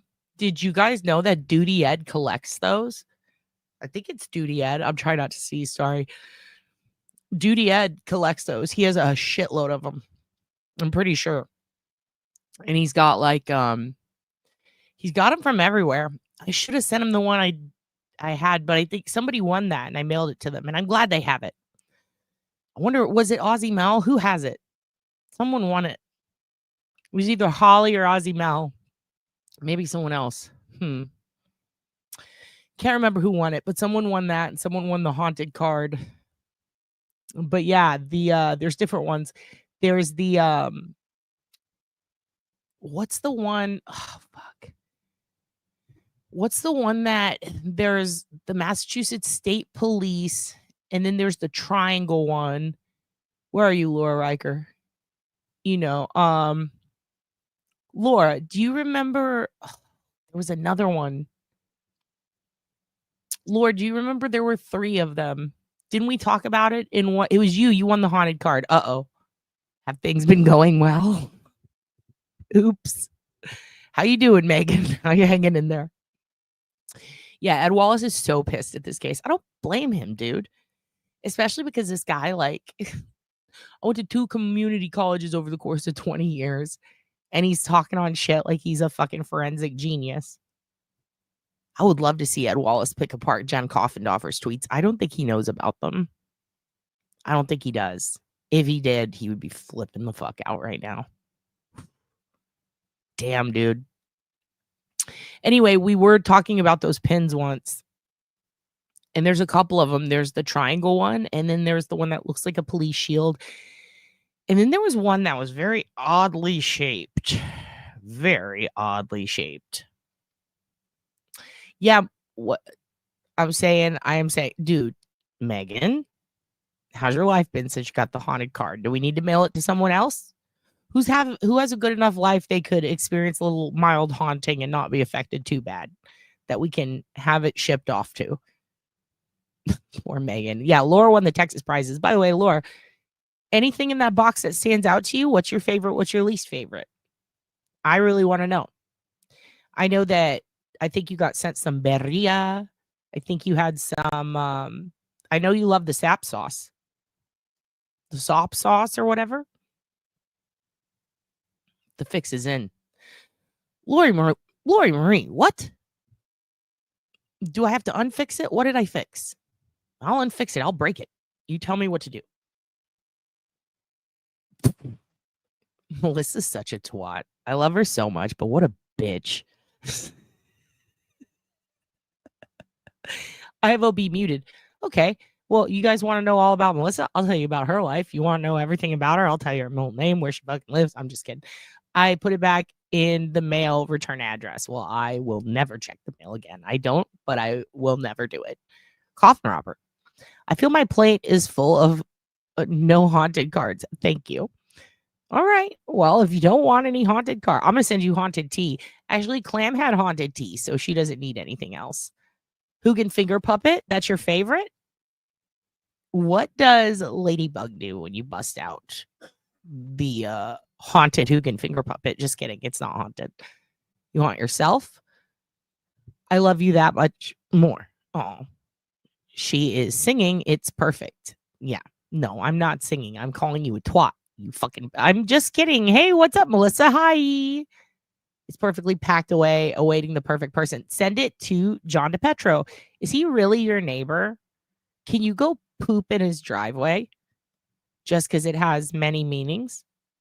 And we enjoy that. You love the scrunchies? Excellent. She tries to bite it. Of course she does. Of course she does. Absolutely. Who is dying for an old school Papa Sean rant? Dude, every time I contact Papa Sean, I get really short answers, but they're very funny. I'm worried that he's mad at me. I'm worried that he's mad that I didn't carry through the first interview we were supposed to have, but it was Wrestle fucking Mania. I don't think WrestleMania means shit to Papa Sean. And that's my fault. I shouldn't have scheduled it that day, but I was like, listen, Papa, people want to hear from you, but Roman Reigns, dude, like Cody Rhodes, like I got shit to do. And Papa's like, who the fuck are you talking about? And I'm like, fucking wrestling. He's like, what? I didn't blow him off. I just asked him to come on, and then I realized it was WrestleMania and was like, can we move it? And he's like, for why? And then I'm like, WrestleMania. And he's like, what the fuck is wrong with you? Who are you, bitch? He didn't say that, but I could tell in his tone. He sounded like my real dad. Very disappointed in me. I didn't send him an emoji, but I do praise him a lot. I praise him constantly. I know you only watch CZW now, and I'm very proud of you for that. Also, don't use emojis because I'm a fucking adult. And I think it's fucking stupid. And a lot of people have a problem with me feeling that way, but I don't care. I think emojis are fucking stupid, and I don't like using them. And I'm still mad that they're not pronounced emoji because they should be, and that's what I said for like 10 goddamn years. You know? What do you do? What do you fucking do? It's fucking... What do you fucking do when you want to have Papa time, but also it is...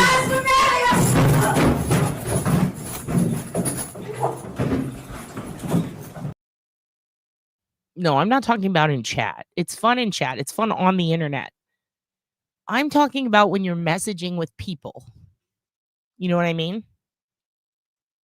When you're talking to someone who is a friend or a family member on the phone and you're texting with them and they are sending you emojis and you're supposed to decipher their real life human feelings from a fucking eggplant or a fucking face with a wiggly, like what even is that? Why is it wiggling? What does that mean? Is that good or bad? We have invented a whole new way to not understand tone and to fuck ourselves over. And I think it's fucking stupid. And also, if you're, let me put it this way. I'm not yellow. I'm not the color of a Simpsons character. But if I pick the wrong shade of emoji, my entire life can crumble. The world shouldn't be that way. Why are we doing this to ourselves? If I'm doing this, I mean, yeah, that's the gabagool, that's the goods. But some people interpret this as, are you threatening me? And I don't fucking get it. I don't fucking get it. Why are we doing this to ourselves? It makes me so mad. And thank you, Laura. Yes, Laura gets it.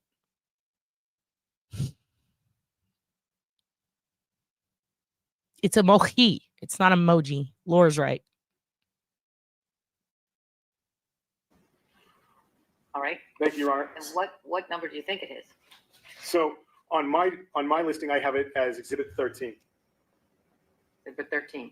You know what he's talking about, Attorney Tipton? Yes. Do you have any objection to that? I do. All right. I feel a little bit better right now that he knows what I'm talking about, which is great. So, Sergeant, if I may ask, could you read the first email into the record of that chain? First is, who is the sender? The sender is Lynn Beeland. Who are the recipients? It is addressed to Tracy Miner, and I am CC'd on that email. What is the date and time of the email? The date is January 6th of 2023, and the time is 3:39 p.m. And can you read the body of the email? Yes, sir. Attorney Miner, as requested, the Norfolk District Attorney's Office. Andrea, what the fuck did I do to you? You were top child. Don't tell Sherlock to drag me for filth. What does that mean? What does that mean? You're dragging me for filth? What does that mean? Well, what does it mean, Dylan? I'm being dragged through filth or for filth? It's a Lifehouse song. You're dragging me through filth when I'm with you. Laura is a Puerto Rican Jew. Megan's gonna bully a kid or two.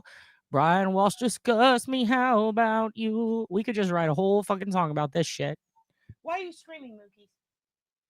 Why is Mookie screaming at my face? They have to make a sort of dog like a mace. What can I spray you with? Maybe some multi-surface spray. Get away. Come here, Mookies. Get on my lap. And he runs. Okay, good. Good. Agrees that in the investigation to Anna Walsh, any conversation between the attorney and client Brian Walsh is excluded from the search and examination of Brian Walsh's phone. Pause it again. I thought it was capache, and I thought it was spelled with a K. What is happening? This is not the world I know. And the minor child's iPad. I am just here happy staying with you. It is further agreed that any conversation between Brian Walsh and his wife, Anna Walsh, 1 week before she was missing, 12/25/22 and prior, shall be excluded from the search and examination of Brian Walsh's phone and the minor child's iPad. Should you have any questions, please contact me, Lynn Beelan, First Assistant District Attorney, Norfolk County, and the phone number. And just for the record, when you say minor child, you are putting that in there opposed to reading the child's name? Yes, sir. Now, was there a response to that email that's in the chain? Yes, there is. Can you read the response, sir? The response is, we consent to all communications on or after 12/25. If you want to go back further than that, I will have to get you a list of attorneys, as he has used a bunch of them. And is there a subsequent response to that? Yes, there is. And can you read that into the record? That date is fine, thank you. And that was sent from whom? That was sent from Lynn Beelan. Did you receive any further email communication from Attorney First Assistant Beeland and Minor after that third entry into the email chain? I have not known. Now, once that was done, those emails had been exchanged. What did you do as far as trying to get the iPads or trying to get the devices? I didn't do anything about trying to get the devices. Why didn't you go get them? I was tasked with traveling out of state, and I was not going to be present. Where were you supposed to go as a result of traveling out of state? I was traveling to Washington, D.C. Why were you going to Washington, D.C.? The information we had at the time and the multiple reports of Anna coming from D.C., living in D.C., and having traveled back to D.C. Based on my conversation with Diana Walsh, I traveled to D.C. to go find Anna. Did you meet up with anyone in law enforcement to help you in D.C.? Yes. Who? It was Detective Lieutenant Lopes and two troopers from another unit on the state police. Now, so after the email exchange comes through, who do you inform that you've now received permission from Attorney Minor? I informed Lieutenant Fanning. And who is Lieutenant Fanning in the chain of command of the detectives unit? He was the executive officer at the time in the unit. And where were you when you informed Lieutenant Fanning? I was in the command post. And where was the command post located? It was located a short distance down the street from 516 Chief Justice Cushing Highway in a shopping plaza parking lot behind the stores. Now, when you informed Lieutenant Fanning, were you talking to him in person, or was this over the phone, or whatnot? It was in person. So, at the command post on the late afternoon of Friday, January 6th, how many state troopers were in and around this area at this point in time? There were dozens and dozens. And so, are you aware of who collected the devices from Brian Walsh on January 6th? I am not aware now. So you didn't go to collect the devices? No, I did not. When did you return from Washington, D.C.? It was during the late evening hours of January 8th. It was Sunday, I believe, if I'm not mistaken, the date. And did you have any further conversation with Attorney Minor about the devices after the phone calls and the emails? No, I did not. So after the email chain is done, do you have any further phone calls? No. And to be specific, with Attorney Minor? No. And going back to the second phone call, you told Attorney Minor that you wanted to look at the iPad? Yes. And can you just tell us what you told her about wanting to look at the iPad? The conversation about the extractions, the full data extraction, was in reference to the two cell phones. We went into detail about that. Once she consented to those cell phones, I asked if we could also do the same with the iPad. Was there any concerns about communications on the iPad? No, there was not. Did you explain to her whose iPad it was? Yes, I did. And when you explained to her, who did you tell was the user of the iPad? I told her that based on my understanding, it was the 6-year-old juvenile. And did you tell her did you tell her anything further about the use of the iPad and why you were looking at it? No, I did not.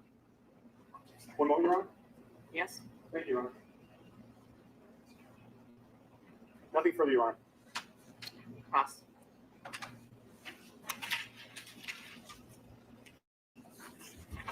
Good afternoon, sir.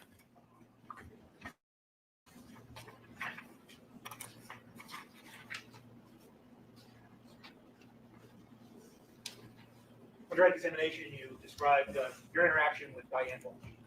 Yes, sir. And so you were involved in interviewing Diana Walsh along with the 6-year-old son. Portions of it, yes. When you say portions of it, what portions? The 6-year-old was not present during the entire interview with Diana. But you were present for the entire interview of Diana Walsh. I was. You didn't have any involvement in the interview of Mr. Walsh on January 5th. No, not the official interview. I just introduced myself and met him.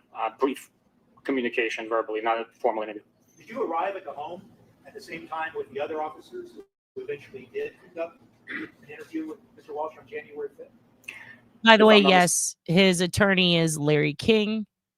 They went ahead and got a hologram. They said, let's try this. And now Larry King is there. And for some reason, he's picking this guy apart. Mistaken, we all arrived together. Yes, sir. So you were sitting, is it fair to say that during these two different interviews, you were in different rooms? Yes, we were separated. The two rooms are separated by the stairwell or staircase and a wall, I believe, in the home. That's right in the middle of the building. But there's a open space for the front and the rear through the kitchen. It's fair to say then that there were times during these interviews that you could hear people asking Mr. Walsh questions, correct? Timing for you to say this, Erica. Erica, this is perfect timing because this case is actually so sad that I am dissociating at this very moment because I have already seen this and it is very sad. But you need to see Bukkake, okay, in his element. All right. And also, great point, Jason. That's Larry Tipton. He's an excellent attorney. I call him Larry King. He got Penny McGee not guilty on a bench trial in front of Bev. This is true. You see how all these people are fucking? Okay. All these people are fucking. And Jason's telling you who was at the freak off. Pay attention. This is important. This is important. But while I dissociate, I've been writing a parody song now. Thank you, Dad's boyfriend, for reminding me of the great band Lifehouse. And this song is about you guys and how you treat me as a dad. Okay? How you treat your dad. And I will be working on it. I will be working on it. Military Ma, so excited to see you here. Been wondering what's going on. I sent you an email a while back, but I think it got buried because we have like 4 email chains going. But I'd love to hear more. Can you send me a whole brand new email? Let's start a whole new one to confuse us some more. Because I have a lot of questions and I think I have something you might want to see. Maybe it can help. I don't know. And then maybe we can get you on to talk about it sometime soon. Because I know everybody has really been wanting updates. All right. So here we go. To be accurate, because we were having our own conversation, I merely heard voices. I could not hear the specifics of their conversation or who was speaking. And just so you know that I'm dead ass serious, this is what I have so far. And I would welcome any suggestions in the chat for the next few lyrics. But here's what I have so far. It's Julie's a crazy-ass person, I know. I'm fixing to get dragged by Sherlock Holmes while I am being buried by tombstones. Now Andrea is making cakes to poke. That's what I have so far. So go ahead and put your suggestions in the chat. This is the tune of Lifehouse. Thank you very much. And it's entirely accurate, isn't it, to say that the entire time that you talked to Diane Walsh, that Mr. Walsh, Mr. Brian Walsh, he was never present for any of that, correct?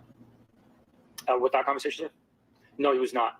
So when you were asked all these questions on direct examination, and you were describing the behaviors of Diane Walsh as you interpreted them, it's fair to say that Mr. Walsh had nothing to do with any of those behaviors of Diane Walsh that you were observing. Are you asking if he was influencing her behavior? Yeah. I could not suggest that, no. And I mean, she is the grandmother of this young, the 6-year-old that you were also talking to, right? That's my understanding, yes, sir. And this 6-year-old was telling you in his own words what he remembered about seeing his mother, right? Yes, the information of his recollection was in his own words. And when you were asked questions on direct examination about the iPad fixing it, you used the word manipulation, right? That is a term I use, yes. Okay. You don't have any specific knowledge about what you characterized as manipulation. This is good. Pretty sure that clam just spiked my tea. Soon something will be coming out of me. I shouldn't drink the Chinese tea. I like that. I like that. Mookie's is upset. He hates when I sing. Of the iPad. The knowledge I have is that I was told she fixed the device for him. Diana said that the button was broken. Those types of manipulations of the device, in my training experience, would be logged within the database on the device. But based on that information that you just Julie says I don't get any notes. told the court, The internet says here, bitch, have some nodes. Oh, why are you screaming? when Diane Walsh mentioned a button, what button was it? She didn't specify. Okay. And it's fair to say that you didn't make any effort to see if the button was now working or whatever button she was referring to was working, correct? Correct. I did not see, no. So you really don't know, do you, at the time, that the iPad was in fact not working, or if it just didn't come on? You really don't know. You're just going on the fact that Diane Walsh said something about a button wasn't working. It was the child's information that he passed along to us, and what Diana shared as well. And the only question that you testified to, that you asked Diana Walsh, I'm sorry, that you asked the 6-year-old, was something to the effect that you know where your mother is and you know where your mother went. That was when Diane Walsh interjected and made a comment, correct? That specific question, she interrupted my full question, so I could not ask the full question. The question was interrupted. Now, it's fair to say that you haven't been trained in interviewing young juvenile children, correct? I don't have specific training for young juvenile children, but I am trained in interviews and interrogations. Right, but you would agree that there are people that are trained specifically to interview young children, correct? I am aware that there are specialists that conduct sane interviews. And you are aware of the fact that eventually on January 5th, there was an agreement to have the young child, the 6-year-old, interviewed by a trained specialist, correct? I'm not certain of the date when the agreement happened, but I am aware that there was an agreement to do something like that along those lines. And that would be done by someone in Norfolk, correct? In fact, I got approval from Reggie Ray. So in my book, she's not dramatic or gay. Flora and fauna is hard to rhyme. Laura throwing curveballs all the time. This is fun. I'm going to listen to so much Lifehouse this week. Jesus. And tech is a double-edged sword. It's good in some ways, bad in another. It's bad in the ways that it can prove you wrong, and it's good in the ways that it can prove you right. in fact, I think the office is used in Norfolk, correct? Do you know that? I am not aware of the location outside of Foxborough, but I could be wrong. And you would agree, wouldn't you, that in your experience, it's not unusual, is it, for a parent or a grandparent to protect their child or grandchild from certain questions that they think may upset? No, I wouldn't say that it's unusual that a child or a parent or a grandparent would do something like that. No. All right.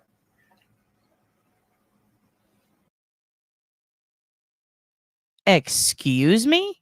Is that where that line came from? Can't rhyme Laura. Laura, I'm so shocked and full of horror. See?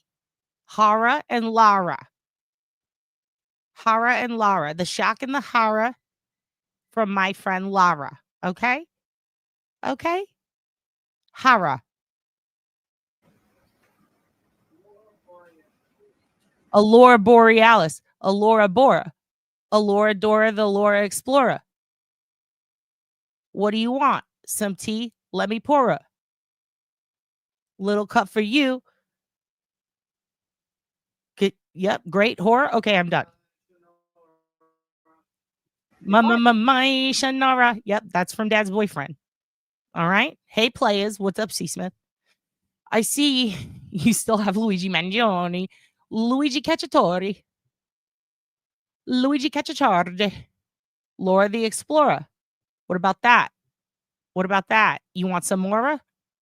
Huh? You want some more? Don't make me call Dawn the Lemon in here. She's got that accent. You could rhyme anything with your name with that accent. I understand your Laura rhymes with Oranger. correct examination and some of your questions. And please correct me if I'm wrong. Megan, if you can hit the brown note, you can come on anytime and play that for us. Okay, hon? You did or you did not have any conversation with Assistant District Attorney Lynn Beal regarding the supposed agreement? I don't have a memory of talking to Lynn Beelan on the phone about the agreement. And it's fair to say that you've been asked by the Commonwealth in this case to search your records, your emails, whatever, for any such evidence of communicating with Assistant District Attorney Lynn Beelan regarding this agreement, correct? I have been asked, yes. And you conducted that search and you found nothing. Conversations over the phone. I don't have a conversation over the phone specifically in reference to the agreement. So But the email is produced. I'm CC'd on it. right, but you don't know about the content of any conversation between Assistant District Attorney Lynn Beelan and Attorney Tracy Minor regarding that agreement. I do not know that, no. And it's fair to say that you never attempted to contact Lynn Beelan to make sure that you understood what the parameters were of any agreement, did you? I did not contact Lynn Beelan. The email spoke for itself. Well, you've testified here today that, for instance, you just answered a question on direct examination, that the iPad had no limitations put on, like the search of the iPhone, correct? Rephrase the question. Were there any limitations put on any search of the iPad? If you could step back from that blackboard edge, my friend, we could cut ties with all the lies you've been investigated. And I could think about it, like 90 songs to these trials work out great. Okay, so we're not going to watch the whole thing. And Bora Bora does rhyme with Laura. Okay, for sure. I'm not even kidding. It's a shock. It's a horror. Okay, remove the bukkake from my face. Remove the bukkake from my face. I don't want to see it anymore. Thank you. So that was the freak off he was involved in right after Karen Reed, where he suddenly did a good job. Crazy how selective that is. Interesting. So for those of you who haven't been paying attention, watch the Brian Walsh trial. You will see a lot of crossover. Okay. A lot of crossover going on. And I find it very fascinating how it is selective, isn't it? And I really think that if you don't want to see Lucky again, I would understand. That's great. Now Bukkake's on the stand. No, this is going on now. This just happened a day ago. So he swapped suits, ran over, and did a good job. And that's why it's so disturbing, because it's like, oh, I see. Oh, I see. And was this in 2022 or 3? I don't even remember the exact year this happened, but if it's when I believe this was within a few days of Karen Reed, or it was a year and a few days. I need to go double check. But it's very fascinating either way. Same people. He can shapeshift. He's Shang Tsung. Okay? Laura, you go get your 9-9. Go get your 9-9 on. Joe Nanners is Italian Jew, says Joe Nanners. Hello. Welcome. Higgins has a broken hand. That actually works great. And poisoned was he by clam. We could just do this all night. You guys want to do flagpoles to the next? Just kidding. Okay, so now let's watch Man Shannon. Should we watch him get his asshole ripped open first or the other? Because I watched them both. But I did not finish the other, which is the rest of the cross.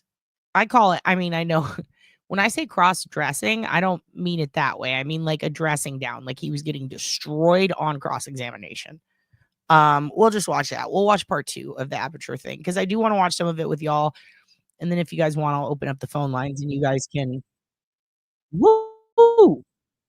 Sorry, I accidentally had it on the same setting where Alessi is on 1.5, and it is like if you gave young Sheldon an Adderall. Like, it's just, I can't handle it. So let's put him back on normal speed. Okay, for this. You want a whole night with comments only in song lyrics? Done. We could do that. That'll be fun. Karaoke night? Acapella karaoke? It's kind of what I'm doing in my head anyway. May as well. Fuck it. All right. May as well fuck it. That never caused anyone problems. Can I have speed? Sure, Toombs. If you can find it. Have at it, girl. You only get one laugh. May as well speed it up. No, I'm just kidding. Don't do speed. Unless you're on a plane and you have a good story. You can tell us about it later. All right. So I just wanted you to see that. Also, I really want you to see this because Baby James is in it, you guys. Baby James was in the courthouse. Your uncle, cousin, Baby James. Isn't that exciting? Look at him. Look at Baby James Jackson right there. Look, Jason got his Ritalin today, so that's why he shot out of a cannon. We love Baby James. Look at him right there. I don't think he knows about my new Twitter handle, so I think he thinks I'm just some weirdo that tries to communicate with him. I need to get in touch with him. He was supposed to come on the channel. And my Twitter got marked. I got a new one, and now all these people who are like, what happened to OB? Is she dead? I've just been harassing them, apparently. They think I'm another account that just bothers them. Or maybe I just bother them. I don't know. But we'll find Baby James. We'll have him on. And I don't know why Ed Norton is next to him. So let's continue.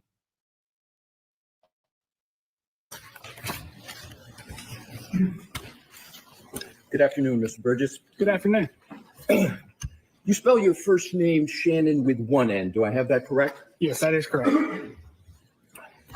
You describe yourself as a digital forensic examiner, correct? Yes, that's correct. You use the term forensics often in your analysis. Yes, I do. And would you agree that generally the accepted definition of forensics is something that relates to, that's used in, and is suitable for a court of law? Yes, I would. And so when you're working in forensics, even in your office, you understand that eventually it's very likely that whatever work you're working on is going to end up or could end up in a court of law, correct? Correct. And you mentioned in your direct examination the scientific method,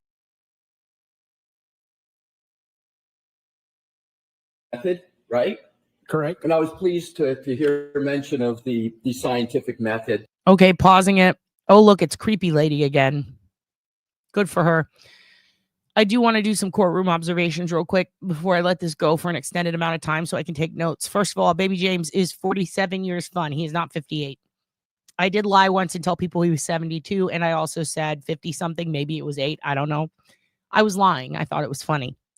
Turns out he is 47. He did ask me why, one time, a long time ago, why we call him Baby James, and I told him because he looks like a child. And he said, bitch, I'm older than you. I'm 47. And I laughed forever. And for me, it's like, doesn't fucking matter because you're Baby James. Then I found out about Righteous Gemstones and Baby Billy. And now I have to call him Baby James forever because he is Baby Billy. He's Boston Baby Billy. I thought he was a New York child. I thought he was like a 17-year-old who wandered off the bus in New York and wanted to start a rap career. Turns out he's an adult man who's done a lot with his life. He's very skilled. He's very smart. He's very calm. And for some reason, he's goddamn near 50 years old and he looks like a child. I don't even know, honestly. I don't remember how old he said, but it was way older than me. And I was like, God damn, you look like a child. He's a whole ass grown ass man. It is legal for him to be in a consensual relationship with an adult. I had no idea. What skin products does he use? I don't know. He won't fucking tell me. Okay. Unless he is 67. You know, that's why I call him Young Sheldon. He looks like Young Sheldon. He's just a little baby boy. He's not 67. He's a little baby. This is crazy to me. You know what's going to fuck you guys up even more? Elizabeth Little. Guess how old she is? 92. And I just want to cover some principles with regard to the scientific method. But before I do, I just want to see how forensics envelopes in certain items. So forensics applies scientific methods and principles to legal matters, particularly in criminal investigations, right? Correct. It's a fair statement. Yes. Thank you. And forensics are used to help lawyers in their preparation, correct? Yes, that'd be correct. And it's used to help judges in courts of law? Yes, that is correct. And it's also used to help juries and jurors to understand the results of scientific tests, correct? Correct.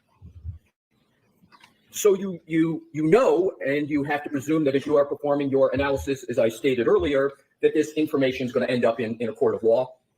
Correct. And then does that heighten sort of the analysis that you need to do in the sharpness and the accuracy, given that it's going to end up in that form? It can, depending on context. And is the primary goal of forensic science to uncover the truth and to provide objective evidence that can be presented in a court? Yes, it is. Would you generally agree that the work of forensic science, including the work that you do, is intended to be used in court because scientific evidence can be very powerful, and therefore the forensic science must be accurate? Correct. It must be methodical. Correct. There must be a method, right? Right.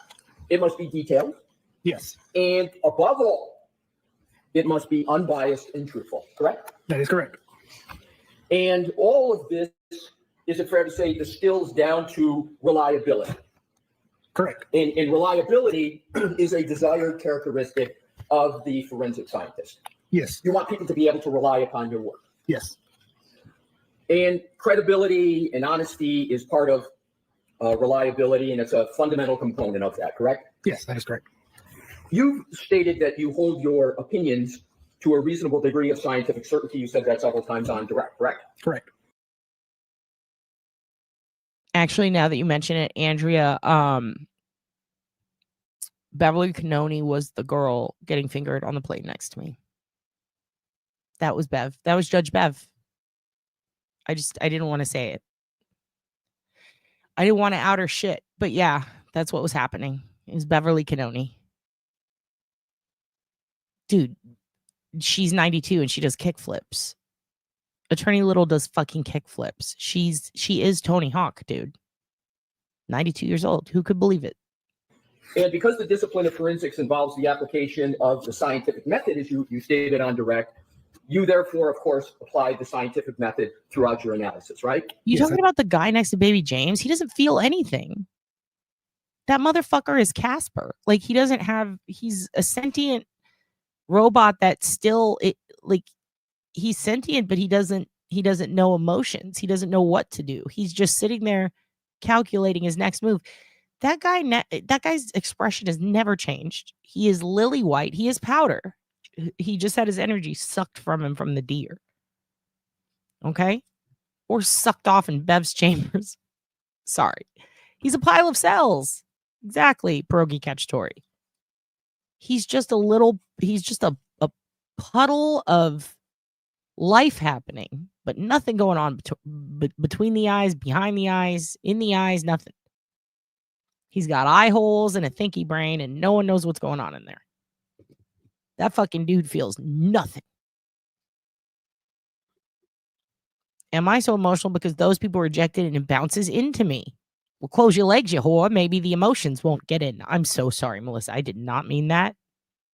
He can't even get hard.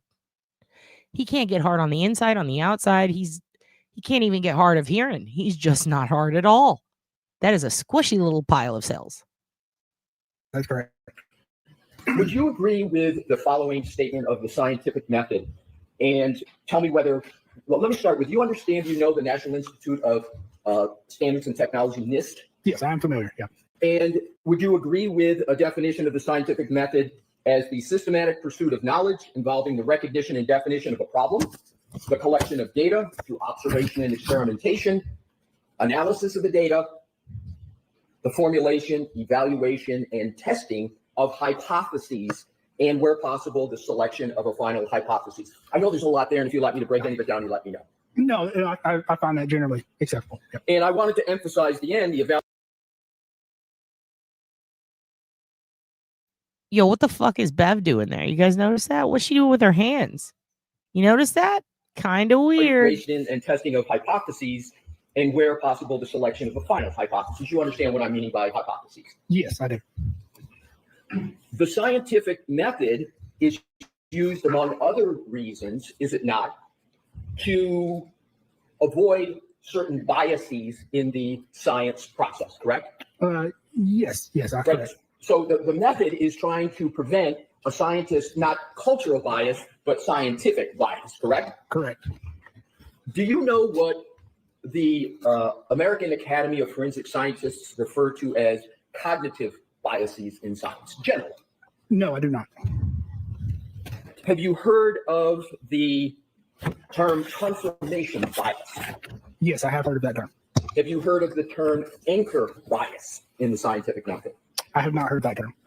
Let's start with confirmation bias. Is a fair definition? You said you're generally familiar with that, right? Yes, correct. So let's start with that.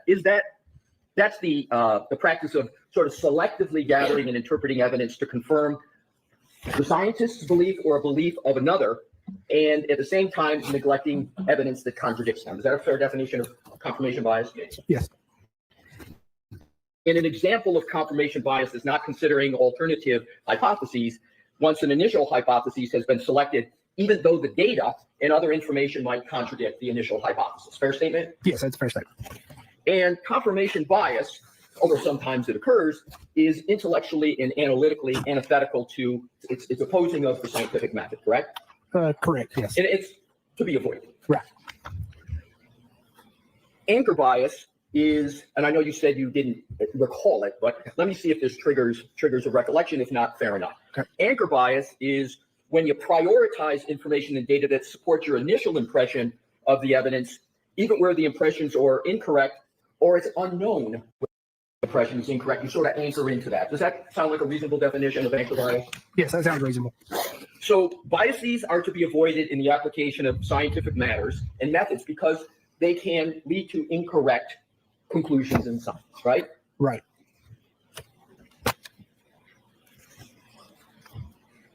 And even though they're to be avoided,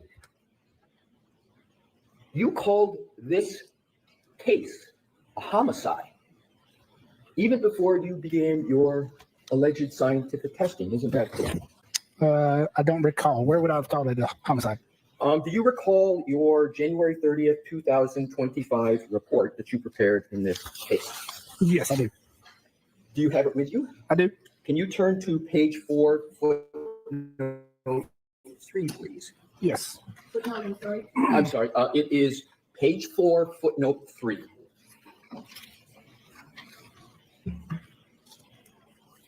And in page 4, footnote 3, it states, I'm sorry, sir, are you there? Yes, I am sorry. It says evidence reviewed by the defense counsel Ray O'Keefe, MV homicide. Did I read that correctly? Yes, you did. Now, you assumed in the very beginning that Miss Reed had hit Mr. O'Keefe with her car before you began the scientific testing that you had discussed in your direct. No, that would be incorrect.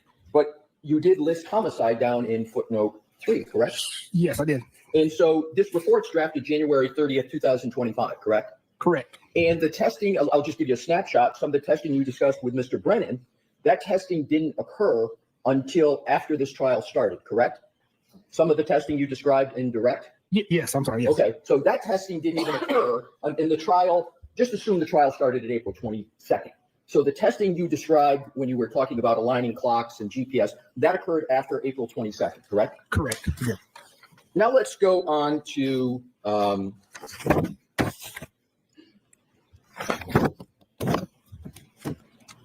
another topic. Let's talk about professional credentials. You know what I mean by the term credentials? Yes, I do.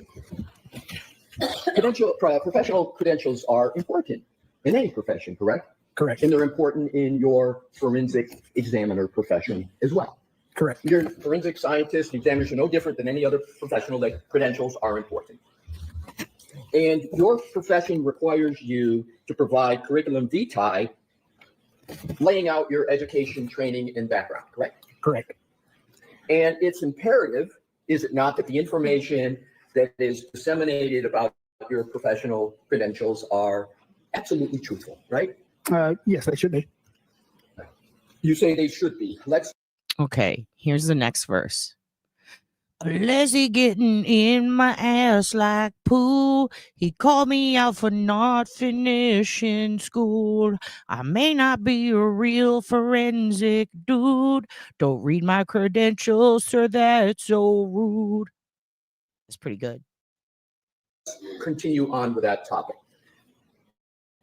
You understand what's meant by the term ethics, right? Generally? Yes. Yes. And simple ethics mandate that one is truthful about their professional credentials, correct? Correct. And a fundamental credential is what type of college degree. Those credentials are the foundation of your expert opinions and analyses, correct? They can be, yes. They can be, and they often are, correct? Yes, they can be depending on context. But more often than not, they're important. Yes, again, depending on context. You know that not only your colleagues, but your clients, the firm clients, courts, and juries will rely on your CV and your credentials in order to make determinations about whether you're qualified to testify and your depth of your qualifications, correct? Correct. You provided the Commonwealth defense and the court with your CV in this case, correct? Correct. If I can have a moment, Your Honor, I will Yes. get my first exhibits.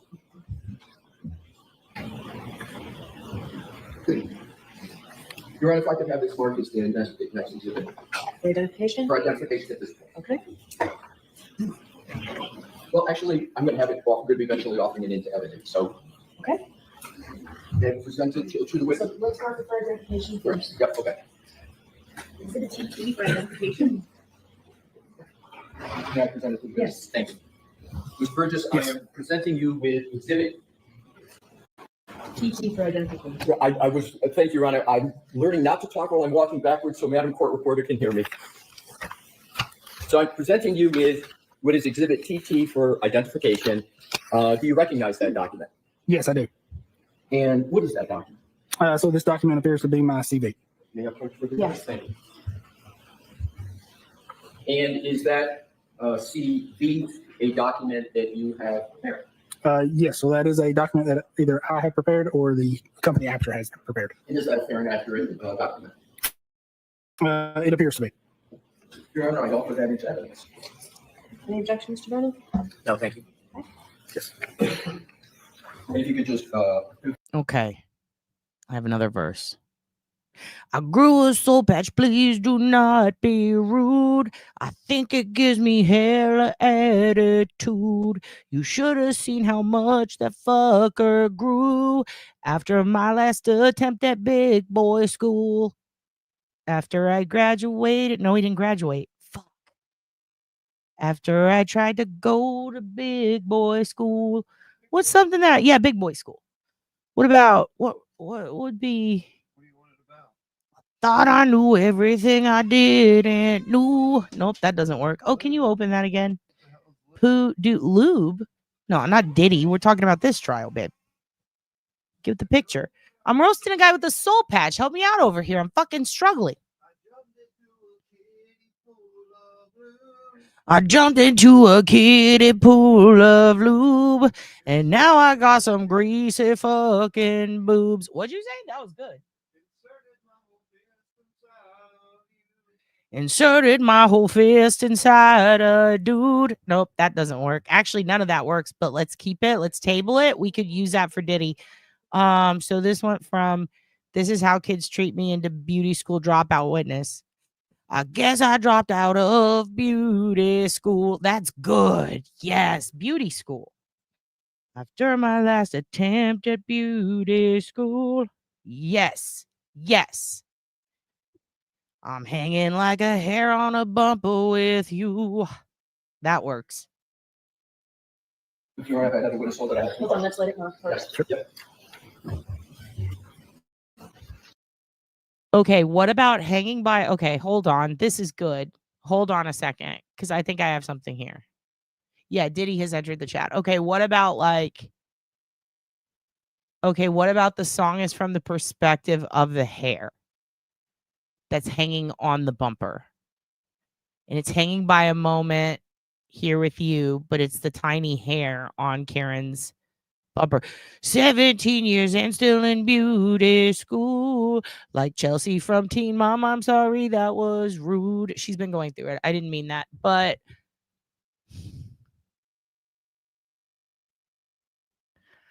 like John McCain at nope, we're not gonna do that.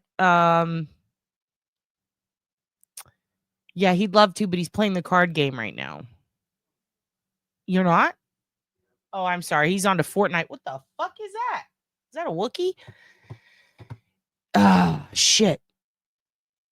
We'll get this song going. You could do this. I could do this. We could do this. I did change the theme of the song into him. But I like the idea of it's the hair. And it's like, forensically, I'm hanging on for you. It's Lifehouse. It's hanging by a moment here with you. Jessica Hyde stole valor, yes, it's true. She can't even do one fucking salute. Did you know that hair is Proctor's pube? That fucking works. I'm on a bumper, Karen screwed. This is fucking good, you guys. Damn. And it's that little we did. Oh God, my brain. Okay, what's that little thing? It's a flower and the wind is blowing and it's like, ah! But it's the hair. But I can't when I hear one thing in my head and another. I need a fresh song. Also, need to not love this chat so much I don't want to leave it. You have to go to bed, Lori Murray. Or was that Laura? You guys are officially the same. Loria. I'm hanging on like Trooper Proctor's pube, and that's why it's stuck there with some lube, and it is being held on by this lube. Brian Higgins lose the attitude. This guy's just picking at his eye like he's me or a booger. I'm held on by a booger, yes, it's true. We got to remember the last one when it's like, I'm hanging by a moment here with you. Like, the way he actually sings it is you. Oh my God, it's decorated dudes. Oh my God, dude.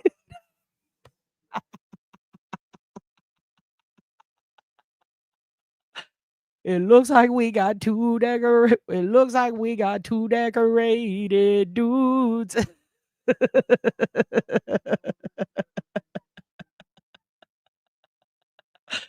Fuck, decorated dudes. Julie for the win. That's going in the song.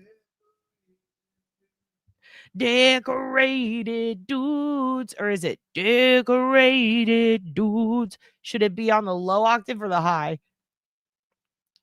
I like it on the high.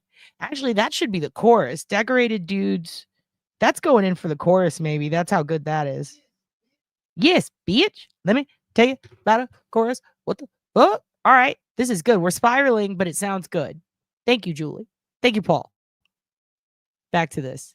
Mr. Burgess, you have in front of you your CD that we just spoke about, and I'd ask you please to draw your attention to the education section where underneath in red it says BGS, and then, do I read it correctly? It says Bachelor of General Science. Oh my God. AJ coming in hot with a backup for decorated dudes. Well, this is going to go in the chorus too. We're hanging out with two decorated. No, we got ourselves two decorated dudes, and Proctor Proctor cannot find his fucking nudes. Something about Proctor never gonna find the nudes. This is good. This is what we should do. Never gonna find her nudes. We should just spend all night making trial songs, because this is so good. Protecting the McAlberts is so cool. This is good. This is good. Go to your piano right now. Right now. We're in the key of C. Let's do this.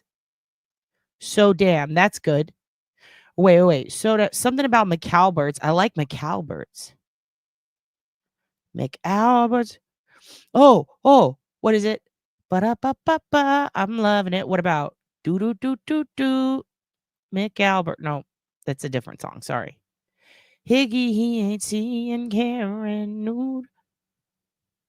What about when you kiss Gage up on the porch? Oh, well, that'll be later. Yeah, get the recorder out. Everyone get your instruments out. We got something to do. I think I found our calling. Secret talent that has no use in real life. I have perfect pitch. Lori, you should look up the Dirty Projectors. The two girls who sing background for that have been awarded with perfect pitch by like these musical societies. They're amazing. They invented a thing called hocketing, where like one picks up the other's tone and pitch at the exact time, and they're singing at different times. So one's going and then the other's going at the opposite time. And when they sing together, it's one continuous line of song, and it's amazing. And they're in a band called the Dirty Projectors, and they sing background, and they're incredible. And they have perfect pitch, perfect tone, and they can pull it out of the air. And then just sing it. You could say, give me an E sharp, and then they're just like, meh. which I can't do. My voice is too rocky, but they can do it. Oh, it's so good. You got a drum set, a xylophone. Dude, family band. You play the spoons? You have a drug problem? I'm sorry. All right. Well, this is all coming together. We're going to have a song by the time we're done. Science and Mathematics and Business Administration, University of Alabama - Birmingham, Alabama - currently pursuing. Did I read that correctly? You did. Also, Bama, this dude, get the fuck out of here. Proctor out here looking for some news. He's busy. Wait, he is protecting decorated dudes. This is good. This is good. Everybody wins. Everybody wins when Jason's on the lyrics. You have a keyboard, get it out. Yes, loose interpretation. Everybody gets, by the way, if I don't read it exactly as you say it, it's because it's going through my head. I'm thinking syllabolically. Which, by the way, a lot of syllables in syllabolically. Fun to think about. Read that correctly. Thank you, sir. May I approach, Your Honor? Yes. Thank you. Like this mark is the next for identification only at this point. Oh, excuse me. Can I get that back on? Colin Albert's shitty attitude. Proctor is currently pursuing nudes. These are all great. Everybody's doing great. This is very great. This is very great. No, you're on point. I can already tell. But you should listen to them because they're fascinating. I think you would be fascinated. I really do. They blew my mind. I was like, what the fuck? If you have perfect pitch, you should line it up with them. They'd put you in the band for sure. They're obsessed with that. It's very fucking weird. I'm like, that is the thing that you should be obsessed with, right? If you're a singer, it's like a perfect gift. I know that you think it's useless, but it's not. It's a very, very beloved talent among singers, vocal performance majors, especially. They'll rip each other's tits off for some perfect pitch. You righty. Thank you. Thank you. Mr. Burgess, if the document is exhibit you for identification, could you please tell me if you recognize that? Yes, I do recognize that. And sir, please describe briefly what that is. Sure. So it is a CV as well. Thank you. I would offer it into evidence at this time, Your Honor. Is there any objection? No, thank you. Okay. I present it back to the witness, Your Honor. Okay. Thank you. Thank you.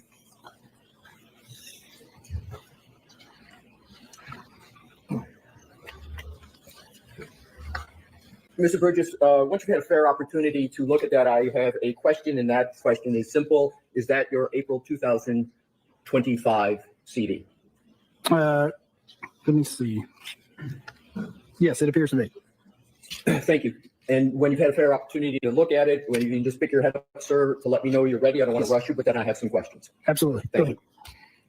So in those two, I can't help but be a little petty here and remember back when there was somebody who tried to tell us that they worked in the pharmaceutical industry and that they were a child sex assault therapist and that they worked in big pharma and all these different things. And they were out giving advice on various platforms about it. And then what did we find out? We found out, no, you worked at a CVS like Richard fucking Allen and you got fired. And you got fired for taking pills and drunk driving the wrong way. Going 90, almost killing people. And you've never worked in big pharma and you hawk fucking pills, fake pills on fucking TikTok. And I found that fascinating because that's kind of like what this guy did, isn't it? And them and other people said, oh, why would you shame someone like that? And yet here those people are shaming this man. I find it interesting. You exhibit your two CVs in front of you. Am I correct that the first one is November 2024 and the second one is April 2025? Let me see.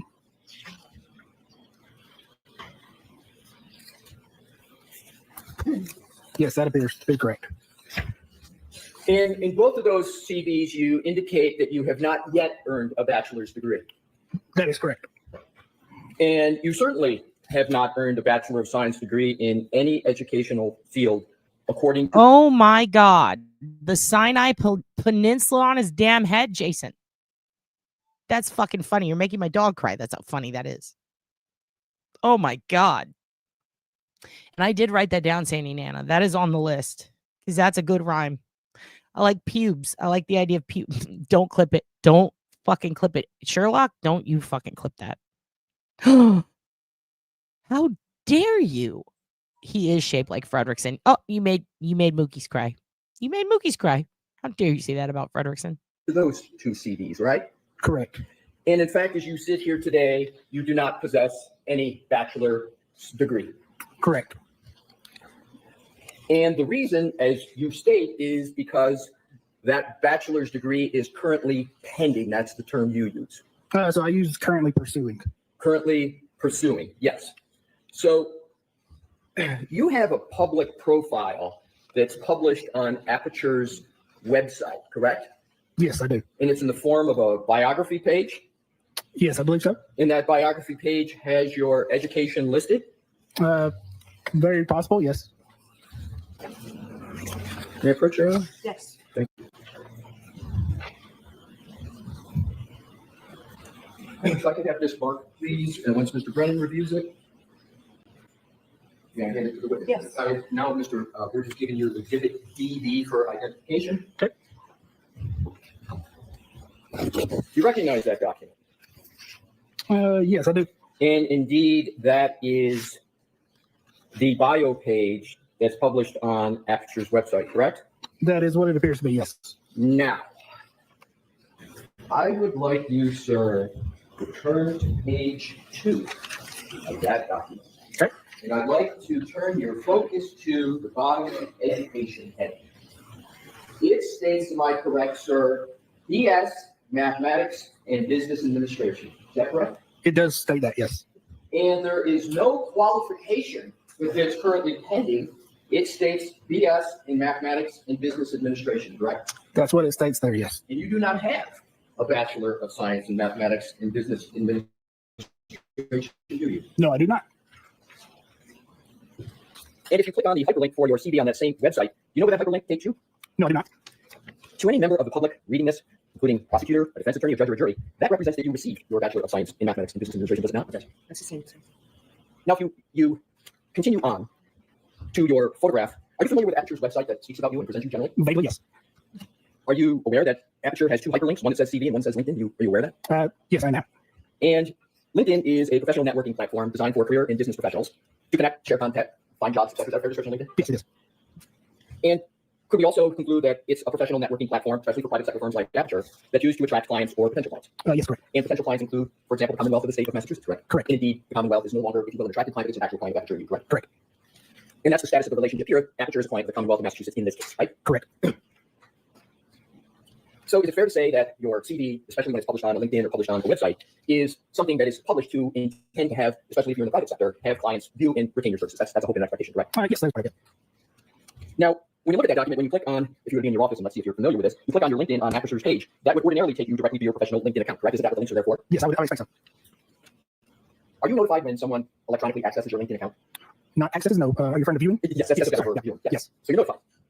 Were you notified within the last 72 hours that someone from the defense accessed your publicly available or viewed your publicly available LinkedIn account? No, I was not aware. Are you aware that within the last 72 hours, that hyperlink on Aperture's official website was disabled? No, I was not aware. Are you aware that now if you try to go on that link, that you can't, that it's disabled? No, I'm not aware of that. Do you know whether anyone from Aperture directed someone within Aperture to disable your LinkedIn account within the last 72 hours? No, I'm not. Have you spoken to anybody at Aperture about your LinkedIn account? No, I'm not. And we are done with those. So if I could ask us that too. Absolutely. Your Honor, could I have please the next one marked for identification of this case? Yes. Thank you.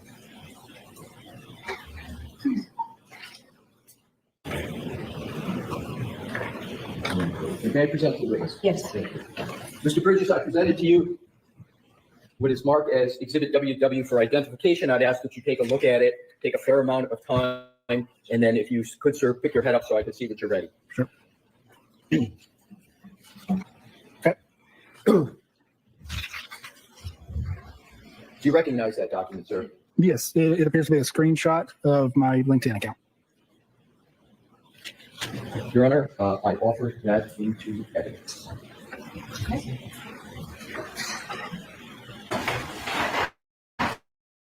May I approach, Your Honor? Yes. Thank you. Bridges, I am presenting to you what has been marked as Exhibit WW for identification. Is that a fair and accurate representation of your personal LinkedIn page? You could take. Also, I just want to say hello, Tiff Knox. Tiff Knox is here.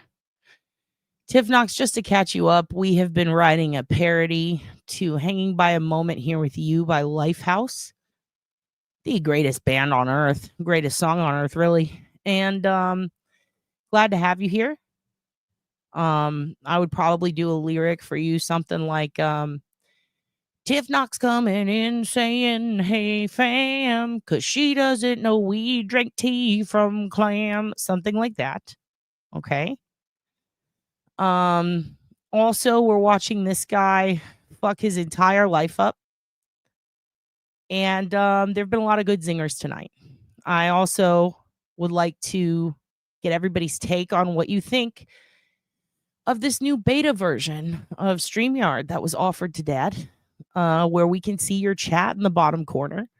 So if any of you little hoes try to call me out, I have it on the fucking docket. What do you think? You like it? You like seeing your private chats put up for the world to see, kids? Now you have to watch your fucking mouths. I kind of like it. Yeah, speaking of Melissa, where's the turd? Let me go back up because I was throwing a ball for Hook and he was getting a little irate. He dropped the ball twice, just in case you guys were wondering, because he protests. After he gets to play his game, he protests. We need Turd in here. Turd, is there a way you can do an AI thing where you can take all of our lyrics and plug them in and make us Lifehouse? Because that would be cool. It's like 5454. Excellent. Good. Wait. You can leave that open. We're working on a song. That's how it looks on your TV. Excellent. No, Melissa says no. Well, fuck. AI can do everything except what I want. It's copyrighted, or is it copywritten? Hold on. Julie, there she is immediately. Yeah. Apparently we're dirty deleters, so now we're fucked. This is a way for me to prove our sisterhood and our manhood. We have boys in the chat. We have to acknowledge our boys. Peoplehood, in between hood. Yes, we are all in betweens. Is it copyrighted or copywritten? Can we figure that out? Julie, I just assume you would know. Who knows? Wrote? Copy wrote? Stevie says thank you. We must acknowledge Stevie. Stevie, is it copywrote, copywritten, copyright? No. Copyrighted? Written. This is going to fuck me up. I'll be right back. Take a moment. Sure. So as a minute, you step back so all the jurors can see. Yes, Your Honor. Thank you. Yes, it does with a error on page 2 regarding education. Right, and we're going to get to that. Sure. But this is you recognize this as a fair and accurate depiction of your personal LinkedIn page with the exception of what you just mentioned, correct? Correct. Did you draft that document that's represented as Exhibit WW? I have drafted that over time, yes. And when was the last time you viewed that document on your LinkedIn page? I don't typically view the profile page, so it would have been, I could not tell you how long it's been. Do you have any reason to believe that that Exhibit WW is not on your LinkedIn page? God damn it, Jason. It is what he said. He did say that. I don't want to sing it though because it feels wrong. But he did say that, didn't he? In my cruiser with my brother Chuck. No, in my cruiser with an Albert chugging booze, looking for his or her client's nudes. Okay. Donna Barkley, we are quoting the Commonwealth and we are putting together of our version of because Dead's boyfriend screamed out the Lifehouse song, Hanging by a Moment Here with You, and now that is stuck in my head as I spiral. Copywriting has no legal standing, but if you add a T, it might, maybe. Google says it's copyrighted. That's not right, but Google is racist. Ah, yes, I forgot. The racist Google. Too wordy, maybe. No, but it's good, though, because he did say that. Fuck. So anyway, we're trying to make a parody song to the Lifehouse song, Hanging by a Moment Here with You, Donna. And you know, it's a rough draft. We're working on it. We'd like it to be a smooth draft. I need a smooth shaft and a rough draft. Ooh, that's going in something. Leaky suspects instead. I like that. I like that. Trademark, though. Trademark. Fuck. Fuck. We have to trademark it. We can't. It's copyrighted. God damn it. Online as we sit here today. No, I don't. Holy shit. While I was in my cruise a chugging booze, John was getting discount Reebok shoes. Where do I get some discount Reeboks? Looking for retarded clients' nudes. Okay. What? Tim? You don't know that song by Lifehouse? Hun.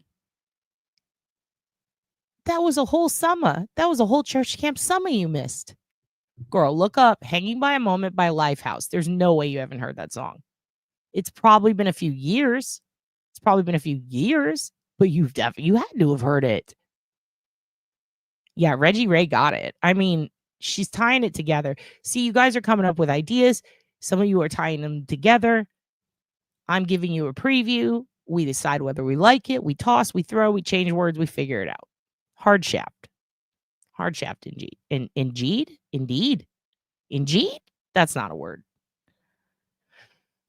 What if I just make every single person who's in chat tonight a mod? What if I did that? I'm thinking of doing that. Anybody active in live chat tonight might become a mod. You just wait. Dad's feeling a little goofy. Right now. Let's see what happens. Your Honor, I move Exhibit WW into evidence. No objection.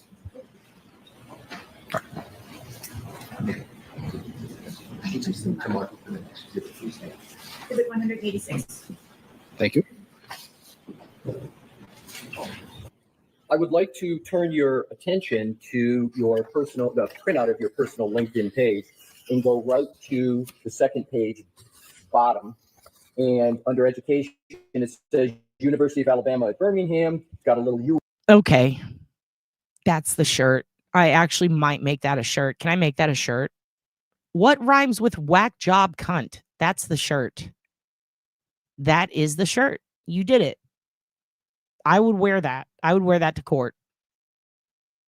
UAB acronym there, and it says Bachelor of Science, B period S period comma Applied Mathematics and Scientific Computation, 2016-2018. Do you see that, sir? Yes, I do. That's not correct, is it? Hold on. I see the vision. You better prove yourself as an expert, not pervert. It doesn't hurt if you got the creds to show. You only got one spot. Do not buy Collins Blow. The opportunity comes once in a Christmas. Yo, we're going to work on that. No, it's not correct. And you do not hold ABS in a Bachelor of Science in Applied Mathematics and Scientific Computation from the University of Alabama at Birmingham, do you? I do not. And that would have been at that. Hanging with my best and Michael Hunt. This guy's got a hair patch for a shunt. Calling Karen another whack job cunt. It's hanging on a flagpole right out front. We could do that. That time an expected graduation date? Expected graduation date, which I missed. I also like the way this guy... whack job cunt, but I can. God damn it, Donna. There's the redo of the shirt. It's fucking great. So this guy, so interesting. So he has got a merkin on his head, dude. That just sounds cool. I got a merkin while I'm jerking my gherkin, and Bukaki out here, and he's squirting. I'm hurting. I'm trying. Just oh no. It would be expected. Okay, so this guy right here, I like how he insinuates that he is look, I'm working on it, you know? I said I was working on a degree. I didn't say I done got one. Okay. Well, you're insinuating that you're continuing your education. So speaking of continuing, see what I did there, spelled with a U. Where are you enrolled right now, sir? You enrolled in Tarleton State? You enrolled in Quad C? Where are you enrolled at?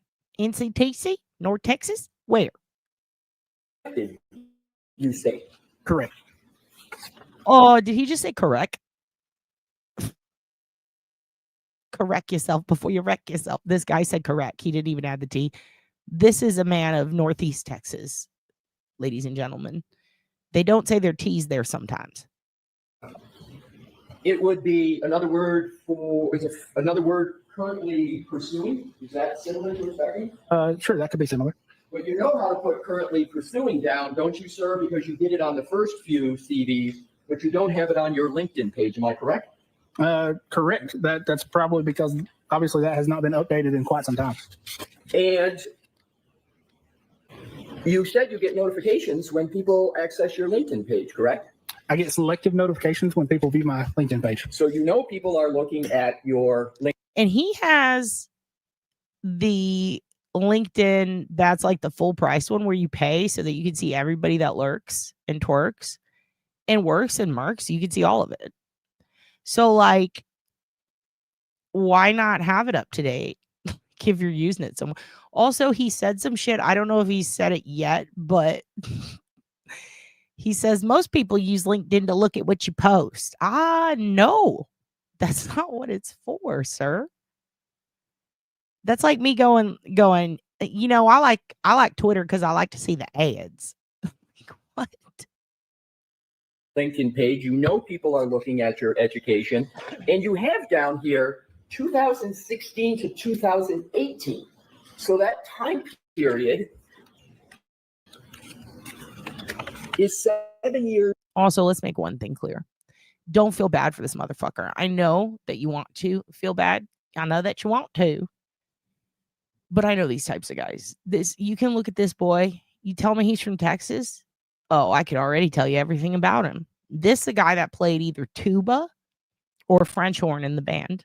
All right. He might have been allowed in the pit to ding ding on the xylophone, but that's about it. All right. When he graduated, he got no pussy. He was desperate to be in a ska band. He made tryouts. They said, we'll keep you as backup. Okay. He went to work at some used car lot. He became obsessed with a specific vehicle he couldn't afford. He learned all the infotainment. He went to school. He dropped out immediately. Went to go live with his parents. Went back to school again years later after getting a wife and a kid because someone got duped. Whatever happened. And then he decided to have a midlife crisis and said, I want to look like a badass. All right. So I'm going to go back to school. So he went back I didn't say he was a percussionist. How dare you? I said he was allowed in the pit. He was allowed to tap on the xylophone. They felt bad for him. All right. Went back, tried to revamp that ska band. It never worked out. He can't sing. His hair fell out in the front. He started crying. He used to punch the fucking mirror and just fucking scream at his wife. All right. And now he's got a job where they go, hey, you want to come over here? You know about this, right? You know about how this works? He's like, yeah, I took that apart in 7th grade. They said, you want to go do this trial up here? No one wants to do it. Bruce is busy for the next 3 weeks. He said, sure, why not? I like going on the road. I get to stay in a La Quinta Inn. I get cable when I'm there. You know, my wife took away my cable.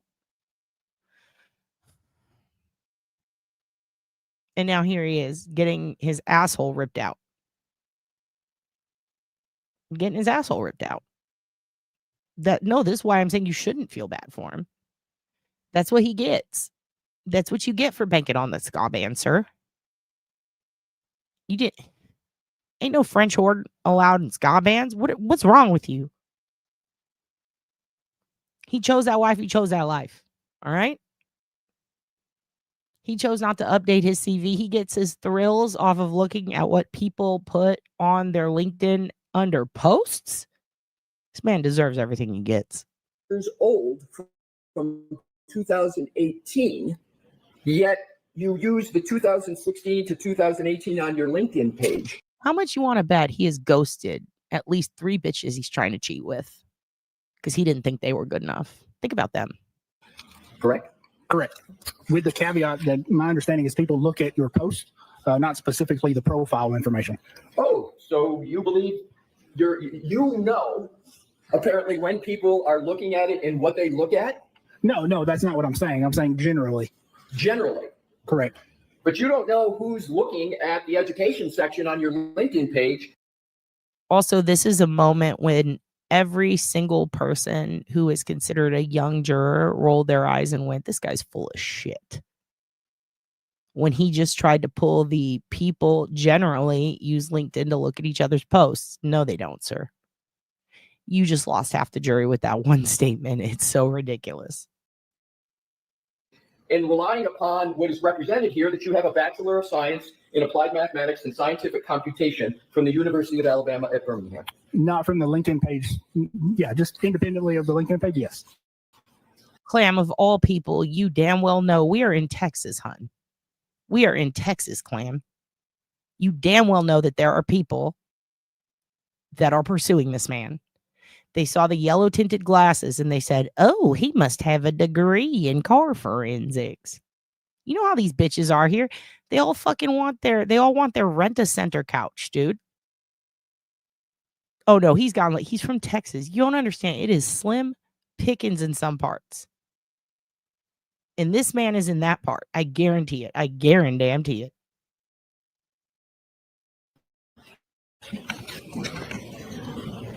We'll look at your post, not specifically the profile information. You know why women are attracted to this man? I'm not. But do you know why the ones who are? Because he will never beat the shit out of you. They look at him and they're like, I could fucking kill this man. No one's afraid of him. That's how he gets laid.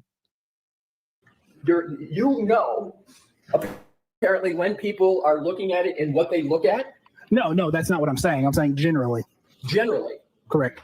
But you don't know who's looking at the education section on your LinkedIn page and relying upon what is represented here, that you have a Bachelor of Science in Applied Mathematics and Scientific Computation from the University of Alabama at Birmingham. Not from the LinkedIn page. Yeah, just independently of the LinkedIn page, yes.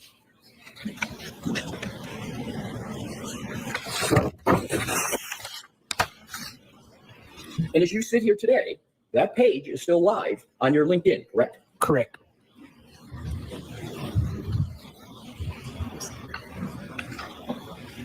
So a key aspect of your credentials, whether or not you have obtained a Bachelor of Science, is incorrect in more than one document that I presented here today, correct? No, I would not agree with that.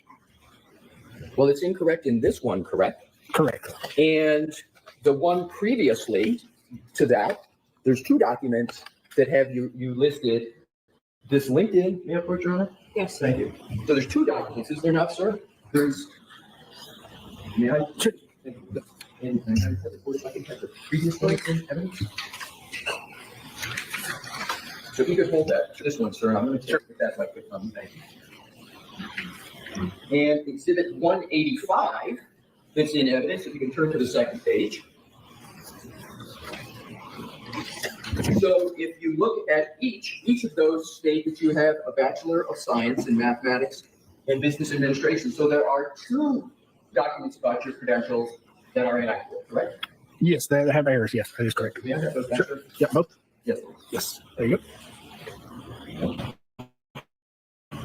Your Honor. Yes. I have the next document, Mark, for identification at this point. You have as much as the next for identification. Okay. Thank you. XX ready. You hand it to the witness, Your Honor. Okay. Thank you. Handing it to the witness, Exhibit XX for identification. Do you recognize that document, sir? So it appears to be a CV, yes. You say it appears to be a CV. Can you describe that any further? Yes. So it's a copy of my CV. Is that a CV you prepared, sir? It would have been prepared by myself or Aperture, yes. I'm sorry, I didn't hear the end. Sorry, it would have been prepared by myself or Aperture, yes. Yourself or Aperture? Correct. But you had, at a minimum, a role in preparing that, did you not? More than likely, yes. Yeah, and you would have reviewed that because it's about you before it would have been used by Aperture, correct? More than likely, yes. You wouldn't let somebody put a CV up and out to the public without you reviewing it, would you, sir? So there are other staff members that do review and update CVs. But you're the only one who's going to know whether what's on it is accurate or not, correct? Unless I explain that to them, yes. So either way, either you prepared it yourself or you interacted with somebody and explained it and collaborated with them to make sure it was right to the best of your ability, correct? Correct. All right. For those of you who don't know what that is, if you type that link in, on your browser, it should pop open StreamYard. I don't believe you actually have to have an account to use it. I don't think so. But you can choose to show your face or not. It doesn't matter. And anybody can call in right now. We're going to do call-ins. Normally, I like to use a phone number, but we'll just use this for now. All right? So anybody who wants to call in, give their opinion, talk about anything you want, go ahead. There's your link. You go ahead and do it. And we're going to do 5-minute time limits. I have a little stopwatch thing on my phone here. Because I've seen the others who do this. We did this a while back, but I've seen some of the other creators do this where it can get off into 25-minute range and you're listening to someone's dreams. So we don't want that. And we don't want that. So we're doing a 5-minute time cap. If you want to come on and talk about anything you want, or this trial, or this guy and this soul patch on his head, that's how you do it. You just type that in there and you can pop on up and tell Dad your thoughts. Here we go. Look at the highlighted portion, sir, under education. There's no well, I understand what you're talking about. There's no highlighted portion. I'm sorry. Let's strike that. If you look under education. Also, is it highlighted or highlit? God damn it. The first line, it says in the right underneath BGS. Do you see that, sir? I do, yes. And then to the right, it says Bachelor of General Science in Mathematics and Business Administration, University of Alabama - Birmingham, Alabama, 2022. Did I read that correct? Yes, you did. And up in the upper left-hand corner, there's a photograph. Yes, there is. Is that you, sir, in the photograph? Yes, it is. And in the spelling of your name, Shannon, that's with one N, correct? Correct, yes. And so that is not only you in the photograph, that's the spelling of your name with one N, correct? Correct. And that's the correct spelling of your first name with one N, correct? Yes. So that's definitely you represented in this document, correct? Yes, that is correct. Now let's look at the first line that relates to education. It states Bachelors of General Science in Mathematics and Business Administration, correct? That is what it states, yes. And the date is 2022, correct? Correct. So this document represents that you received your Bachelor's of General Science in Mathematics and Business Administration in 2022, correct? That is what it states, but there are a number of errors in that, yes. Correct. So let's go on. So this is the third example, am I correct, sir? Well, let me, may I approach, Your Honor? Yes. Your Honor, at this time, I offer Exhibit XX into evidence. No objection. Okay. Sir, is Exhibit 187 a CV that is linked directly from Aperture's website? I do not know. I would have to look and check that. So as you sit here today, you are not able to state whether that CD is linked direct to Aperture's website? Correct.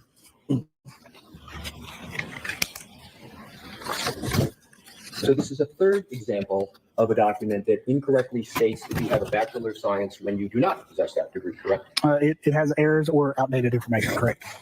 Well, when you say outdated, how is it that you can call a date outdated next to something that you don't possess? I don't understand your question. Well, you just use. See, I would have jumped on the second part. I'm not trying to criticize Alessi. In fact, I ain't even, that's hilarious, Donna. Hosslong to get a degree. True. But I ain't even criticizing him for that, Some people, they don't got the money. They don't got the attention span. They're in a better place later. That's one thing. It's not, for me, it's not even about the pursuit. It's not about, shit, I went back to school after 20 years, had a great time, did better, But at the same time, I already had a degree. This guy's just lying about his, I think the part where he said errors is a little more of a problem, right? Because it's not about the timing necessarily. It's about the fact that he just doesn't have it. If he had attained it in 2022, then I don't think that then it would be mean. You know what I mean? Does that make sense? If he had actually attained his degree in 2022 or even 2018, whatever, shit, even this fucking year, then he's not lying. It just took him forever. And now you're just ridiculing a guy for going back to school and trying to get his life together. That would be one thing. I think the biggest issue here is that he didn't get it at all. Like, he just lied about it. The part where he says it was an error, that's the part I have a problem with. Yeah, exactly. He I mean, he didn't even misrepresent it. He just said he had one when he didn't. He just said he had one when he didn't. You can't go to school for one fucking semester or even 2 semesters and then say you have a degree. That's not how school works. You have to finish it and complete it. If you're in pursuit of a degree, you put ongoing education. Done. But you also have to be going to school for that. If he took a semester off, that'd be one thing. You know what I mean? But imagine if for those, 10, 20 years in between, because I did actually go back to school a long time ago too. And then was like, I can't afford this right now. So but imagine if that whole time I represented that I had a degree in something that I only took 2 classes in. That's what this guy did. But then he continued it. Like, I never went to school for piano playing, but I can play the fucking piano because of a silly thing called perfect pitch. So I'm an expert on pitch, but I don't lie that I went to music school. And oddly enough, Lori Marie, I am not an expert on perfect pitch. I don't have perfect pitch, and I went to music school. Yet I still won't say that either. I don't think most people would. I don't think most people would say they got a degree when they didn't get a degree. There's going to be some, especially people who are fucking lazy as shit, or just liars. And this guy just lied. Like, it's not about his timing being off, because even if you go up to the very time right now that he is sitting there in that chair, he still doesn't have the degree. So it doesn't matter if the timing was off. He literally doesn't have one. And it's one thing to fuck it up on one resume, but to fuck it up over and over and over and then have, I mean, I would think Aperture is now open to lawsuits for misrepresenting who they have working for them, right? Think about it. If an airline hires a pilot, right, who flew a couple of planes in his life but never went to pilot school, is that not a liability? I mean, this man is testifying in trials that can literally change someone's life. I hope to Christ he's never testified in a death penalty case. Yeah, look at all those errors. But how do you err? How do you make an error that it's just a lie? So I would have focused on that more so than the timing. Because to me, it's like the timing doesn't matter, because up until this very point, it is a lie. So who gives a fuck? The timing it doesn't change that the whole thing was a facade. To me, that's when I don't feel bad for him anymore. Because it's like, you can get real people hurt. You can fuck people's lives up, you psycho. Babe, look at this guy. Take a look at his face and his body. The phrase either. Look at him. The soul patch immediately noticed. He goes, "Poof." What do you think of him? You don't like him? Incorrect or. What do you think? Take a look at that. That's fucking wild, right? What's going on with his head? How do you think that happened? Evil Drew Carey? Jesus Christ. What? Drew Scary? Jesus. No, we can't trust his accuracy. His timing is off. His credentials are off. Whoops, I shit the bed. That's this guy. He lied about having something he didn't, and then he purposefully kept changing the date of the degree he didn't have and claims to be an expert. He is a 100% fraud. I don't think he's an idiot as much as he's a liar. I don't think he's an idiot, because an idiot, right? Well, here's the thing. It was idiotic of him not to disclose that in the beginning. Actually, you could do both. He is an idiot and a liar. He's an idiot for thinking he could get away with the lie. And he's a liar who happens to be an idiot as well. You think the soul patch is the most redeeming quality? That's why you live in a fucking graveyard, Tombstones. You're goth as fuck. Of course you think the soul patch is great. You think death is fun. Most people don't. The jury have to decide what happens for the rest of Karen's life. I'm hoping they find out how flippant he is. It's offensive. They feel the weight of her. I found that to be insane too. I found that to be crazy how he was just like, yup, I lied, my bad. Like he didn't say it that way, but they're like, is this not true? Nope, not true. Nope. Well, I misconfigured. I made an error. Nope, that is not true. Like he's fully admitting to this insane lie. He's being very he's the most cooperative liar I've ever seen. It's fascinating. Yep, I'm a fucking dumbass. I did that. That's called, I mean, the arrogance. He's got a good old boy mentality, but he doesn't look like, he looks like someone the good old boys would have whooped on.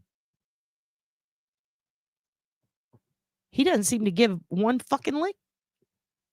I went to business school at night while working one full-time job, one part-time job, and graduated top of my class. Got recruited to work right out of school. Dude, and this guy couldn't be bothered. He couldn't be bothered to finish his degree in 20 fucking years, but could be bothered to put it on a resume and pretend like he was a professional. That's insane. Outdated. I'm trying to understand your statement that it's outdated. Isn't it either you have a Bachelor of Science degree or you don't? Isn't I have represented I do not have a bachelor's degree. Right. But in here, it's represented that you do, correct? Yes, it is in there, yes. So let's look at what the name is that are on these documents. It says Bachelor of General Science in Mathematics and Business Administration. Do you see that, sir? I do. Melissa, are you doing a Lifehouse or are you just making a point? Because both are incredible. It's fucking weird that Proctor's sister and him text so much and she knows his every thought. Also, it's weird that he texted her that, but also, if these are lyrics, these are really good. My little sister knows my every thought.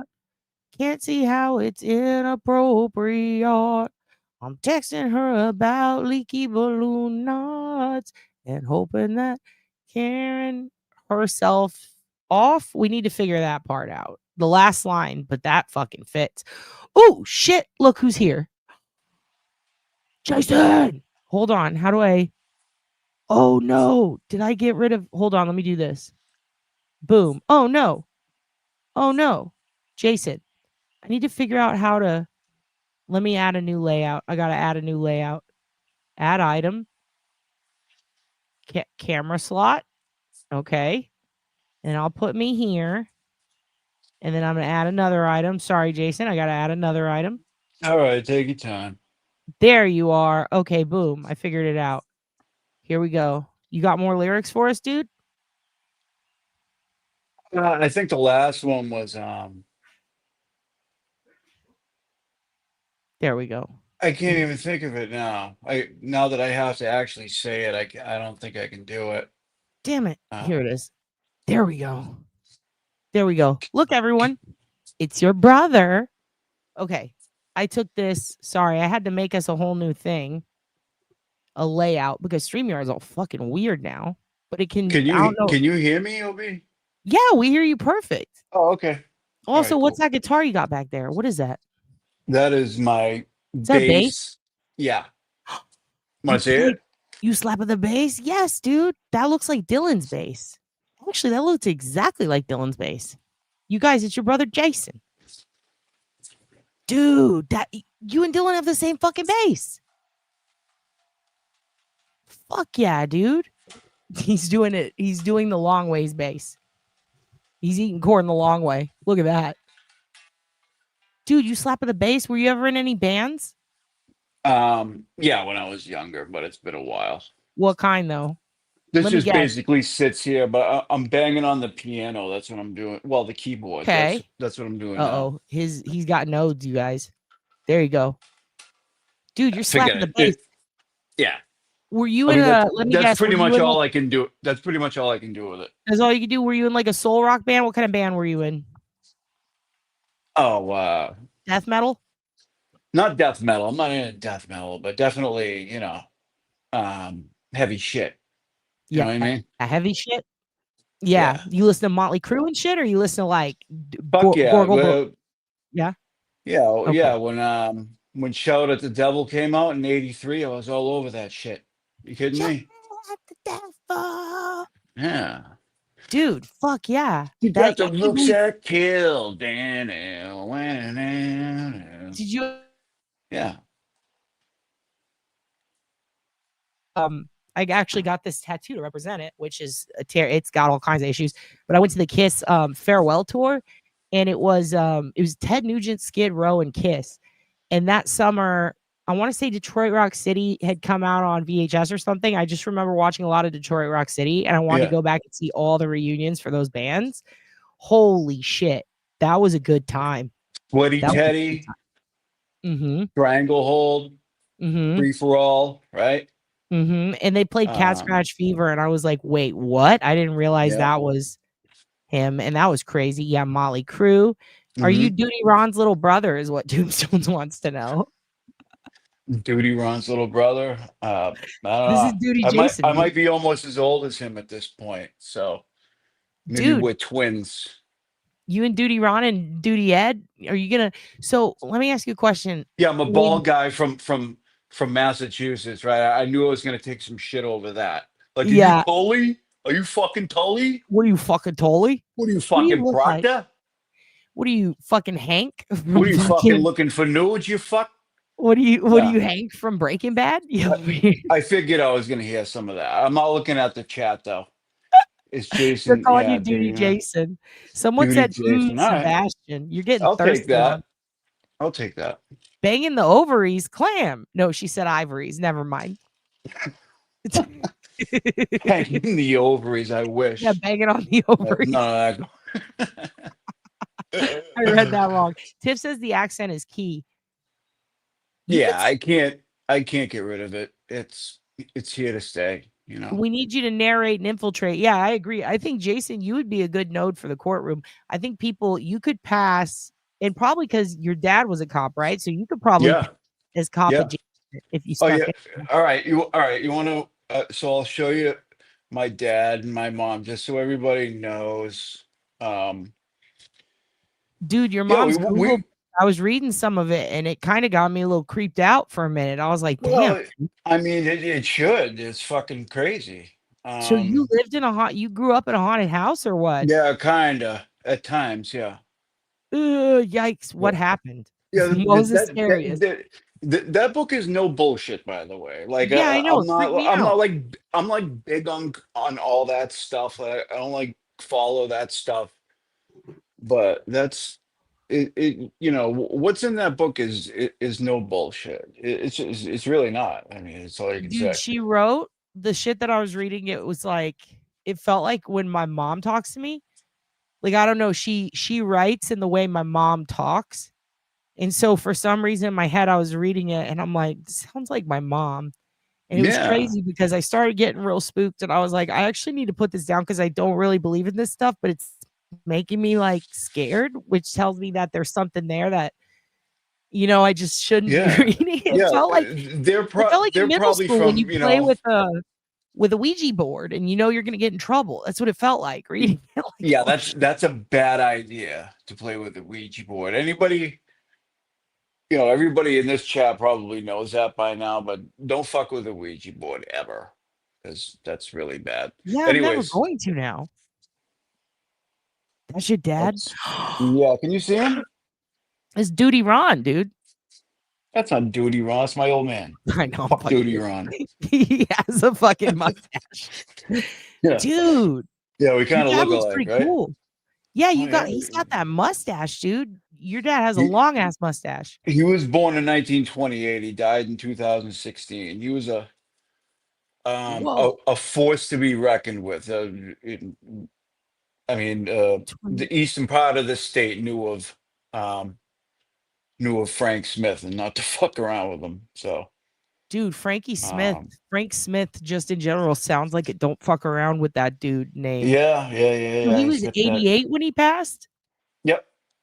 Damn, dude. Yeah. I got one of my buddies is 91, about to be 92. He's the one who gave me my dog.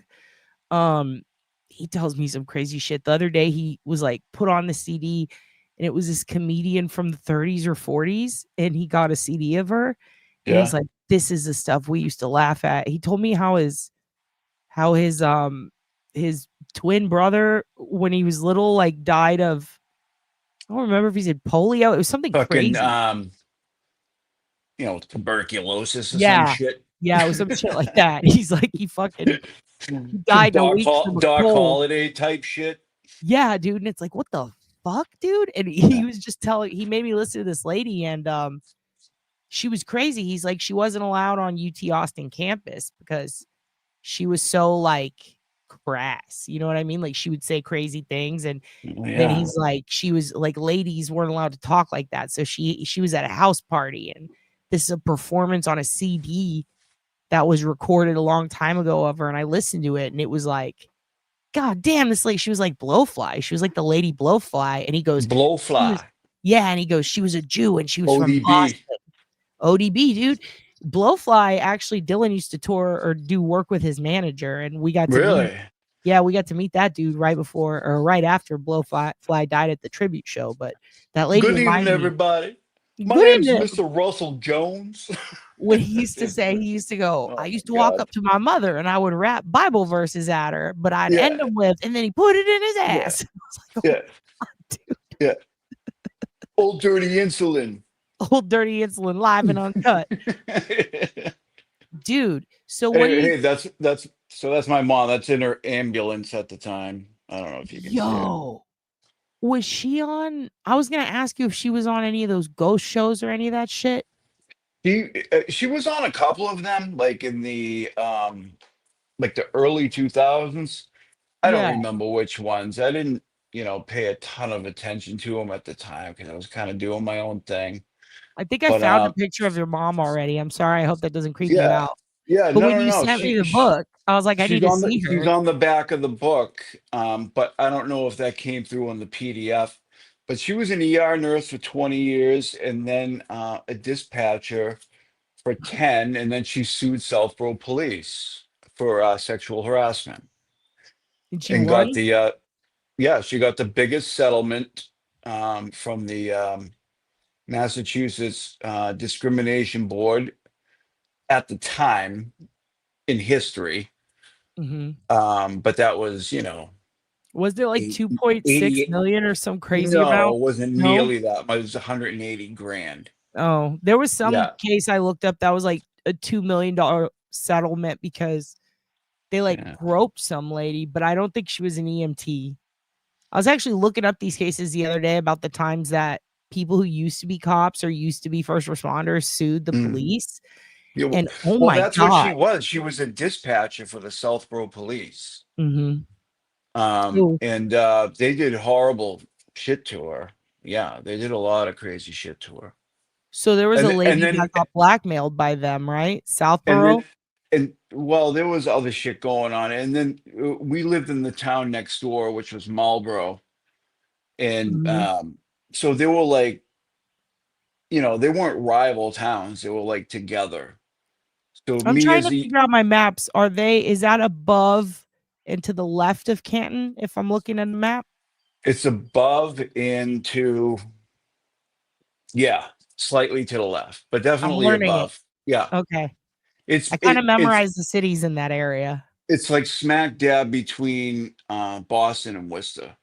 Okay, yeah. Because Deb went and did a crab crawl near there once, and I was like, I should memorize this area. I found out where all the cams were. There's a cam there too, a live webcam that's 24/7. I was trying to Is figure it out really? if there were any. Yeah, there's one at the college in Worcester. Worcester And it- State, that's where I went to school. Yeah, there's a live cam there. You could probably, what's crazy? It's been going for the longest, I want to say since 2007. And you can go, it's one of the few where you can go on there and you can pull history of video because they log it. Oh, that's funny. Yeah, I could go there right now and find footage But of the thing is the like, time she crab crawled. I spent my entire life there almost. It'd be like, oh, I'm looking at, Chandler Street in fucking Worcester. It's just like, I'd rather look at the stuff we were looking at a couple months ago in like New Orleans at like a bar. Remember we were watching? Do you remember the couple that was fucking? Yeah. I remember we were like, here's a drug deal over here. Like that Oh, we'll stuff's do that. interesting. We'll do that. was- I'm kind of it getting was sick funny. I'm getting sick of the trial. I hate to say, but also they're bringing out new shit and I want to see it. So I'm like addicted to it. It's weird. It feels Yeah. addictive. It feels like I shouldn't be here, and I've already been to Yeah, this it place. was fun watching that. Like, oh my god, look at this dude over here. I think he's gonna fuck. Yeah, he did. He fucked her. And we He were did. on camera watching it on the balcony. Tiff was Mhm. there. We were all Yeah, we there. called it.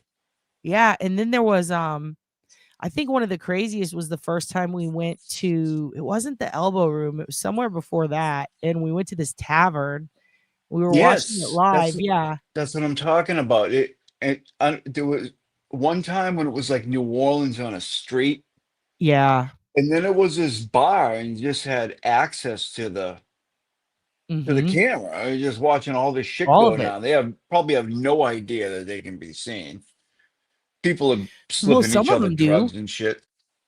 Oh, it was the morning one. We were in Florida, and it was a morning one, and it was like 9 in the morning, and this couple got up to go get cocaine.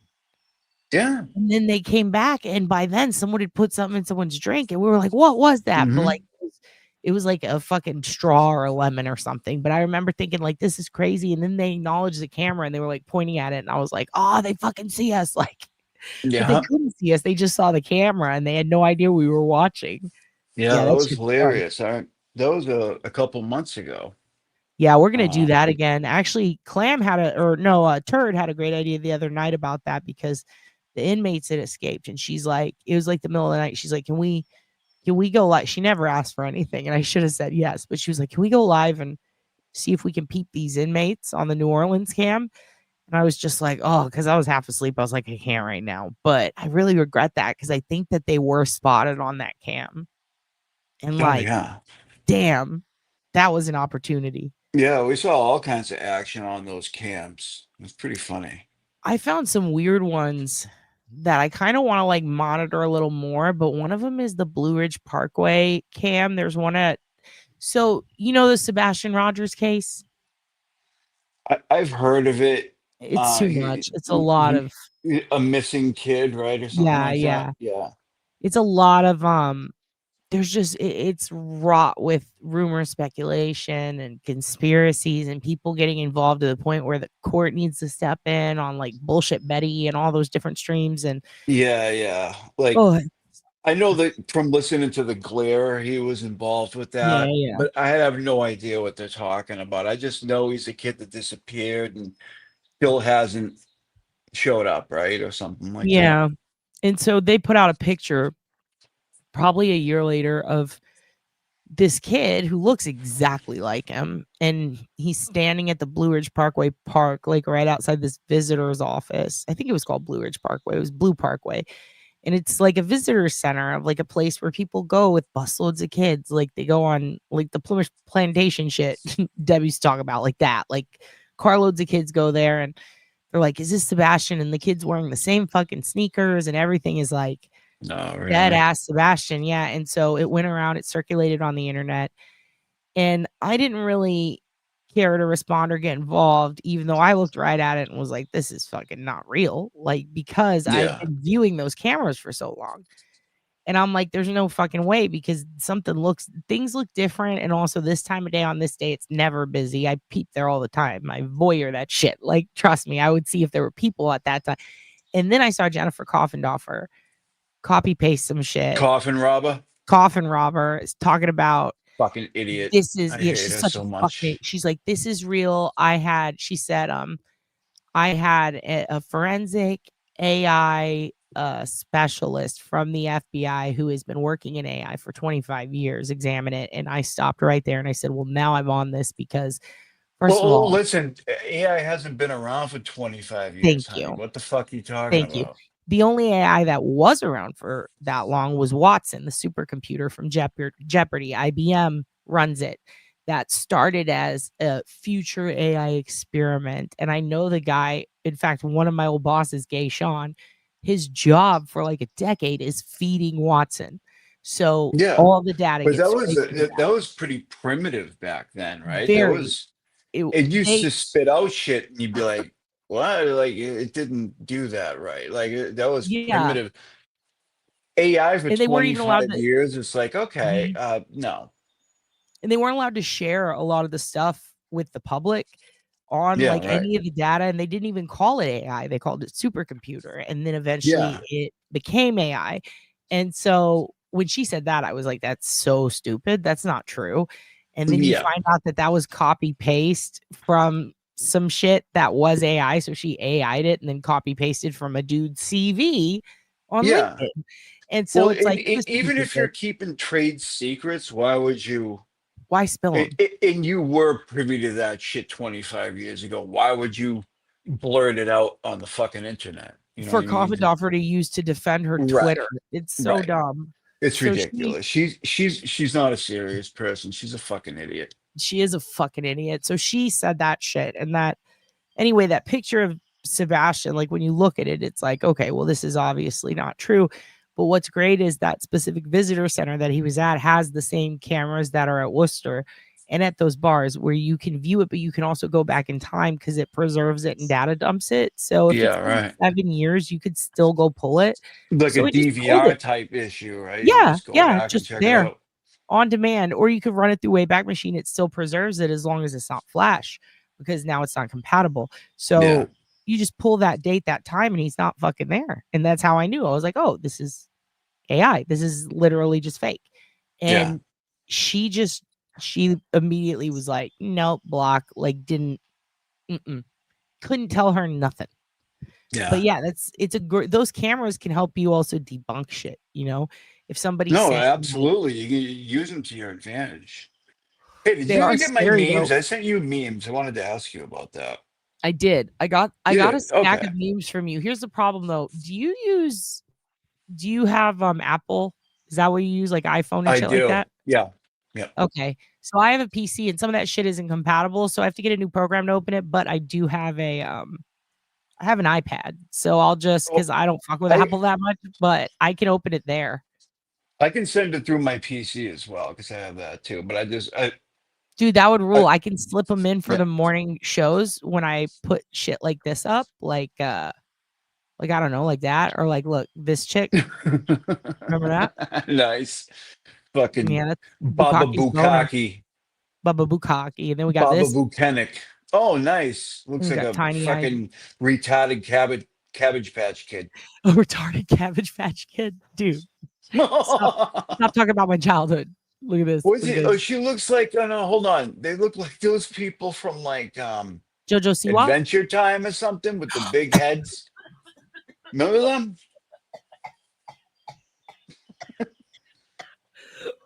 Oh God, I'm choking. I'm choke laughing. Holy shit! He said Beth looks like Adventure Time. Yeah. He Oh looks my like God. that big purple guy. The big purple guy. Yeah, what's his face? Yeah, I don't know what his name is. Babe, who's the big purple guy from Adventure Time? The Space Princess. Yes. Fuck. That's her. Dude. Dude, the Space Princess. This is Tree Trunks. Oh my goodness. Oh my God, look at the tiny-eyed He motherfucker. looks like he has a deficiency. Is that one kind of That actually is him. I didn't That's a Photoshop little him. off-putting, that one there. He needs to get, you know who needs to get off pudding? This bitch. She looks like a blonde. All right, I was just about to get really nasty. Jen's such a Then dickhead. what is the Marcus head? We'll go back. Yeah, That's Marcus head. Marcus head Jen McCain. Yeah. I made it into a shirt. I did bad at the trial last week. She did a tactical roll out of the Yeah. fucking trial. She was like, get the fuck out of here, tactical It's a roll. sad life, Robert fucking Meckler. Robert Malecki. When he Yeah, traps him in the Malecki. dungeon. Yeah. That's Oh what my Jen God. did. I have the She's more- Nagel one up on the screen. That's scary. It looks Right? like she was burned. The Bev one's funny. Oh my God. The Bukkake one is hilarious, but the Nagel one's scary because she looks like she In gave the birth to arms something. of a Nagel. Maybe, her family tree didn't have fucking branches or something and had a child. Dude, And that's Sherlock the Holmes. result. Sherlock Holmes characters from Guess Who? Yeah. The You Nagel remember one's that pretty fucking game? scary. she looks like a lump, right? She looks like a white lump. She's a COVID toe, dude. Now Yeah. do this one. Do him again. Curb your nagels. That looks like Remember he said I could have booped her on the nose? I wanted him to say snoot. he looks like like a blind fucking retarded Russian guy. He looks like Buchanan. Yeah, that looks like the urinator. That looks like Yuri. I had to fix Yuri. I actually have a Baba better one. Buchanan. Baba Buchanan? Yeah. Baba Booey. Baba Baba Buchanan Booey. is Baba great. Booey. That's Baba Booey. She just looks like JoJo Siwa. Yeah, that almost looks better than what she looks like in real life. I was like, she looks fine. That's an improvement. She looks better. Yeah. Because you can't tell how much of a fucking awful, terrible, useless drunk she is with a small face like that. You have to really look or blow it up, and I'm just not in the mood. We're just gonna have you roast everyone I put up on the screen. Look, yeah, put them up. Do tombstones next. No, I'm just kidding. No, I love tombstones. She's cool. Dude, how do I take the banners down? These are killing me. I'm gonna make more and I'm gonna put them up. I do have one more. I got Gallagher, but that's just because I wanted to have him smash. That's fucking. I just think he looks good in a beret. Wow, that's true. Who made that? That's tremendous. I made that. I made all of these. That's fucking great. And then this is just matching watermelons in your face. This is just who's that? Fun. DDP? Yeah, dude. Fucking diamond cutter, dude. He knows you make muffins, you guys. You know what my favorite wrestler was of all time? Who? Honky Tonk Man. Have I told you the Honky Tonk Man story? Shake, rattle, and roll. What's up? Shake, rattle, and roll, baby. Honky Tonk Man. Come on, I'm going to Graceland.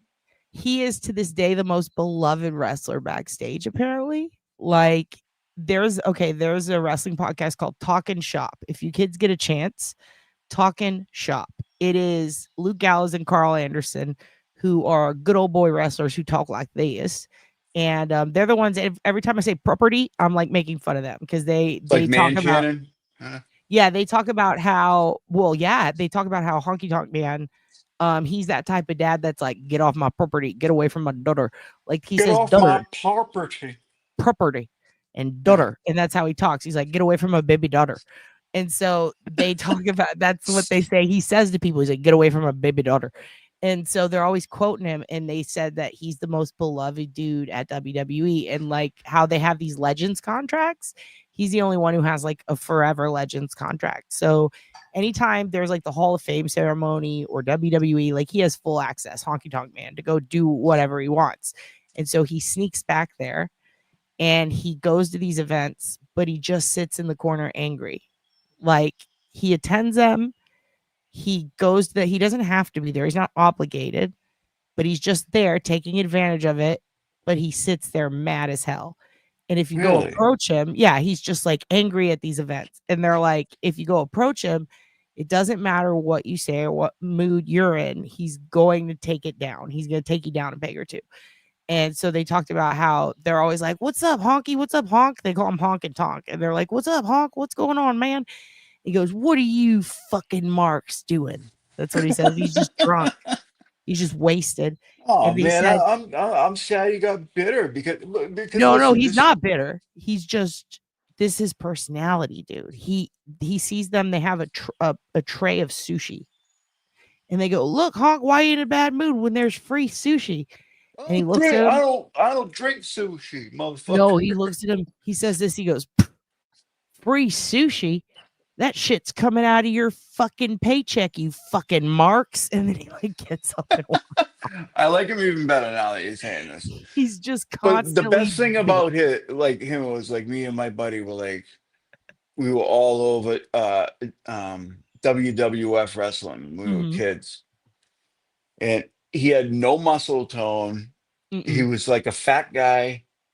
And he had this Elvis hair. He looked nothing like Elvis, right? And he would bring the guitar, and he certainly could not play guitar, right? And he would smash a guitar over people's heads, And it's just like this guy's the best. Mhm. Like he has no talent. And I None. guess he could wrestle a little bit, or he wouldn't be in the WWF. But you just like no, he wasn't fucking Kevin Nash. He wasn't any of these guys. He was just like a load. It was And like Kevin Nash has a podcast now, by the way, and it's fucking incredible. And it's Kevin just him. Nash is a real life monster. 7'1" with a waist smaller than mine at this point. It's probably like a 33, like just a His legs are monster of a Marcus. human being. He's shaped like Marcus. He's shaped like Marcus, maybe even a little Like better huge. than Yeah. Marcus. When he was Diesel, dude, he wore the tiniest. You know what he looked like to me, no matter what, if he wore those pants with the fringe, to me, he looked like a male figure skater. Like how they're real lean on the bottom and thick on top. But taller than Shaq. Mm-hmm. Huge, dude. On it, 7'1". Just when he played the Russian and the Punisher, that's classic shit. And he was in Grandma's Boy. I didn't see that. He was throwing all the shit out. What else was Kevin Nash in? He was in fucking everything. Was he in Greasy Strangler? WCW, that's enough. He used to do this shit. He did an interview called the Ravioli Interview. Everyone calls it Big Ravioli. They call him Big Ravioli over it, and he loves it. He did a whole interview for no reason for High Spots. He's sitting there at a table, and he's just eating the biggest bowl of raviolis you've ever seen. And they're asking him questions about his career, and he's like, he killed the guy in 1987. And it's an ASMR wrestling video of him just pounding raviolis while he talks shit about. That's funny. Kevin Nash is a real life monster, but also shaped like a 5'10" guy. Like it's really strange. Like he had both knees. He got surgery on both knees a few years ago. 3 surgeries on one, like 7 knee surgeries on the other. Because when he stood up, there's a picture of him. He stands like Marcus. He stands one leg in and the other bowing with out. the legs out like that. And they're tiny, they're pin thin, and he's still the same size. And so he went to DDP, and now he can wrestle again if he wants to. He also had some fucked up that's shit happen with probably his bad foot, for the general public. You don't want Kevin Nash being able to wrestle again. Jesus Christ. He's so big, and What a so when him and monster. CM Punk went at it, I was scared for CM Punk's life.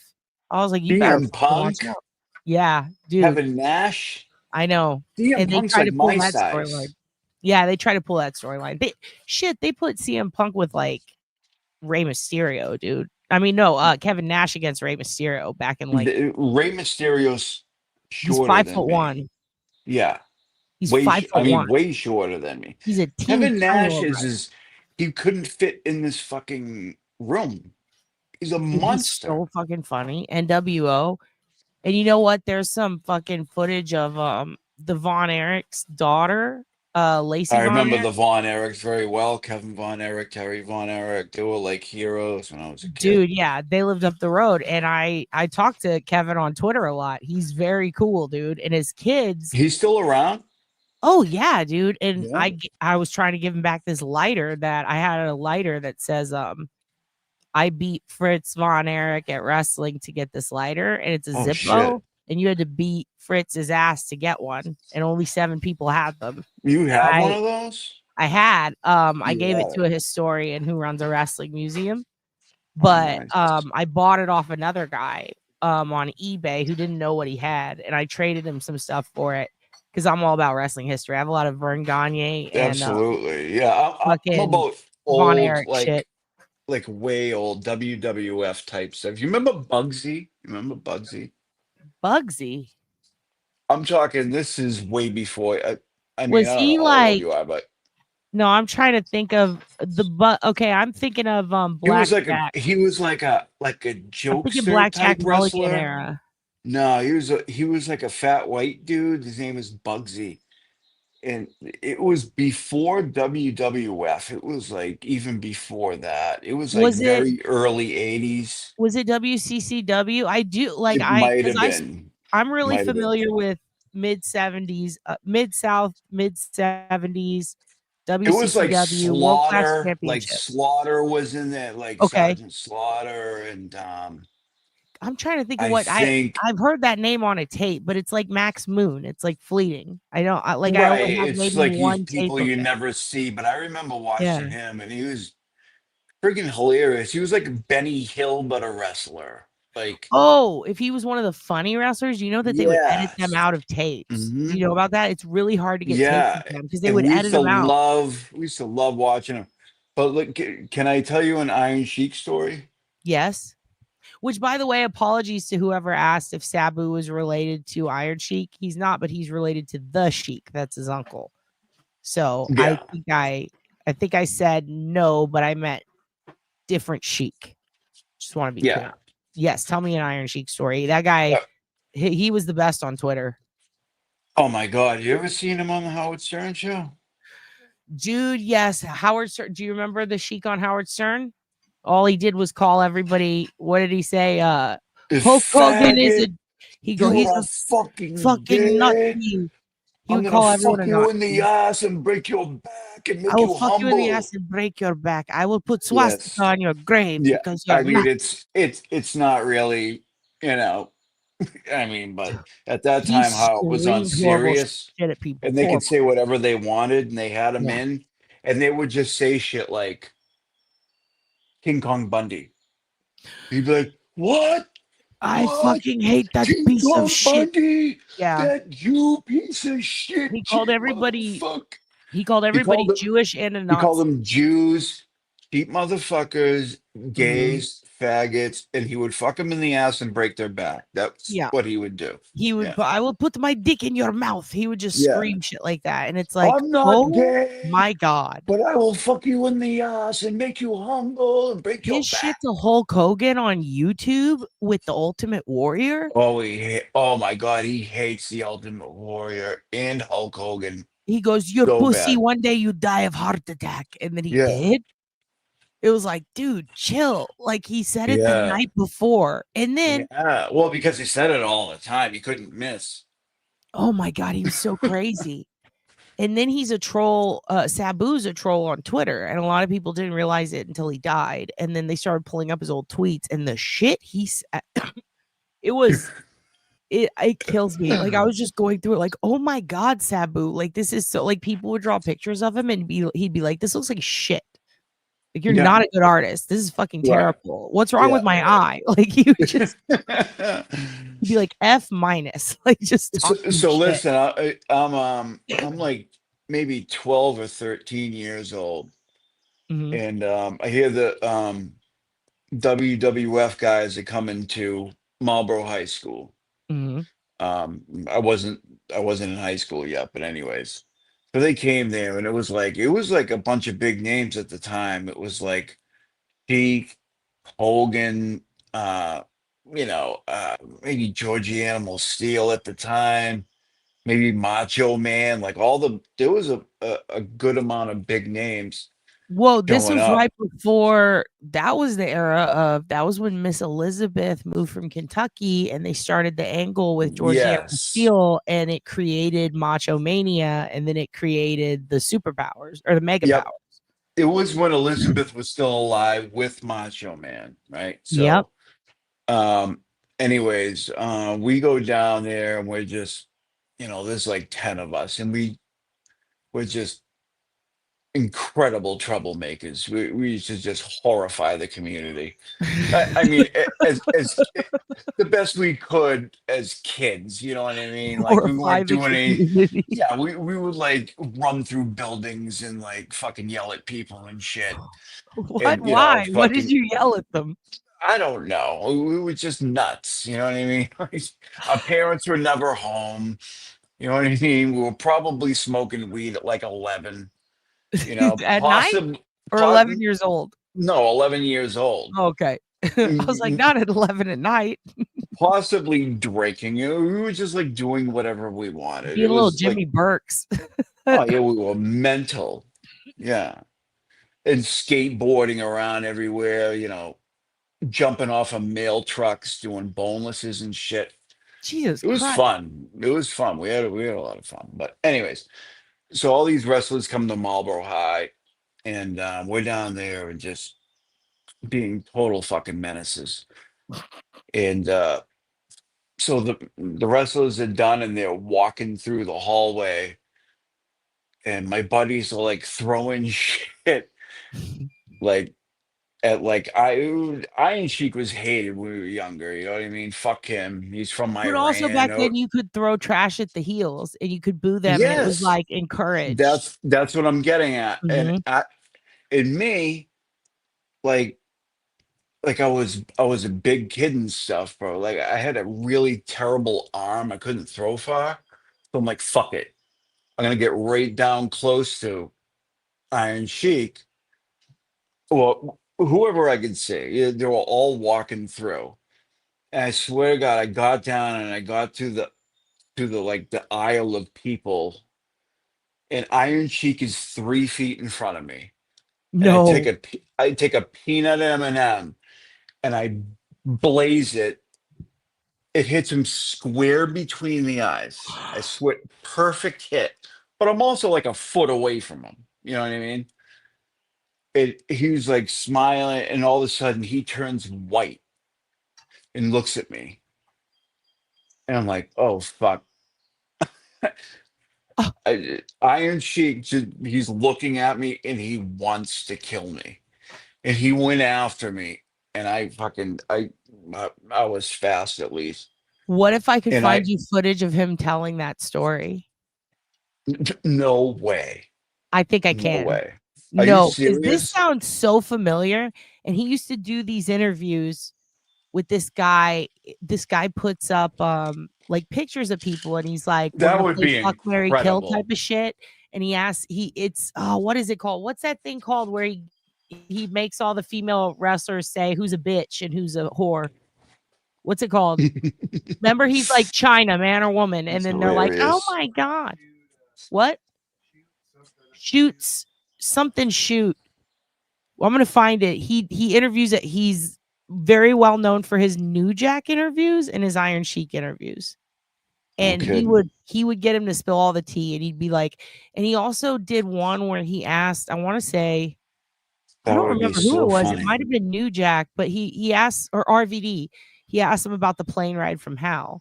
And RVD's high as fuck. He lets him get inebriated and he tells him everything. Like more than the documentary. Like he's just like, yeah, and Dustin couldn't get hard, so his wife left him. And like he's just, and it's like, whoa, dude. And then it's the one where at the end he always goes, how big is Batista's dick? And it's like a big inside joke. He asks every wrestler that. And Iron Sheik is like, I don't know his dick. I know he knows my dick because he sucked my dick. And it's like, Yeah. oh my God. He's gay. He's and gay. And that's why faggot. he tried to have sex with me. And it's like, oh Yeah. my God, sir. Yeah. But He's so oh, wild. God, He was. I mean, he's yeah. fucking nuts. Well, he Rest was in always on peace. pain pills. He would scream out Sheiky baby. slurs. Hold it, sec. Come on, Sheiky baby. Sheiky. I want to taste your marijuana. I want to Yeah, and taste he your loved pot. cocaine. He loved pot and he You loved like coke painkillers. too. Yeah. And You him like and it New all. Jack, and Jim Cornette, when they would get in a room together, they would scream slurs at each other and they would all embrace. And you would think they were about to fight, and then they'd hug and they'd grab each other's ass. They'd do a Brian Higgins and they'd be like, how are you, baby boy? And it's so wild. Like New Jack crashes an interview with Cornette and he crashes one with the Sheik. And in both of them, it's like these bros are squaring up and they are screaming awful things at each other. He's like, I fuck your mother. And then they just hug and then they grab each other's ass and he like lifts them up. And he's like, I love you, Papa boy. I'm sorry. Dude, that shit is so fucking funny. Yeah. That Lori is Marie, funny. literally Carrie Roberts, dude. That's what happened there. RVD went full Carrie Roberts, said everything. Hey, can you But I hold on 1 swear- second? I'm Yeah. hot in here. Yeah. Dude, we're gonna find, listen, kids, I swear there's an interview out there where he talks about a kid throwing some shit at him in the 80s and how he wanted to kill him. That would be amazing. I wonder if that's you. I hit him right between the eyes and he was going to kill me. I think his exact If- words were, the fans, they hate you and they boo you and they throw shit at you. And he said something about, I get hit in the head and I am so mad. And he just talks about wanting to rip this kid's fucking head off. And he said the place, but it never rang true. And I don't remember Oh what my he God. said. If he says If that Marlboro turns High out School, to be, if that dude, turns out to be something like, I would you might. never in a million years, that would be You gotta watch all the absolutely shoot interviews, hilarious. dude. They tell so, dude. There's one where He The was so Rock, mad. Like, I'm not kidding. He was going to murder me. Like, yeah, no The question Rock, about it. He like went for me. He went to grab me and everything, and I got out of there just in the nick of time. yeah, The Rock told a story about another time this wrestler jumped on the hood of his limo and started banging on it, and The Rock pulls him off the hood of the Oh, limo I and got a beats the shit fucking out of wrinkled him. shirt, huh? Yeah, you do. Yeah, I do. Fucking all of Well, us, add though. another one He pulls over it, his so kid it's off the not. hood. The Rock beat the shit out of a kid, dude. And then years later, that kid grows up and becomes a fucking wrestler named Dustin from AEW. And he's talking about how, yeah, The Rock beat the shit out of me once. I was on his limo, like jumping on it. And he ripped me off and beat the crap out of me in this parking lot. And then The Rock was there and he was like, what the fuck? That's you? Like that happened? And then RVD, when he was a kid, had to kiss Vince McMahon, or no, $1 Million Man's ass. And $1 it's Million live. Man. I forgot about that guy.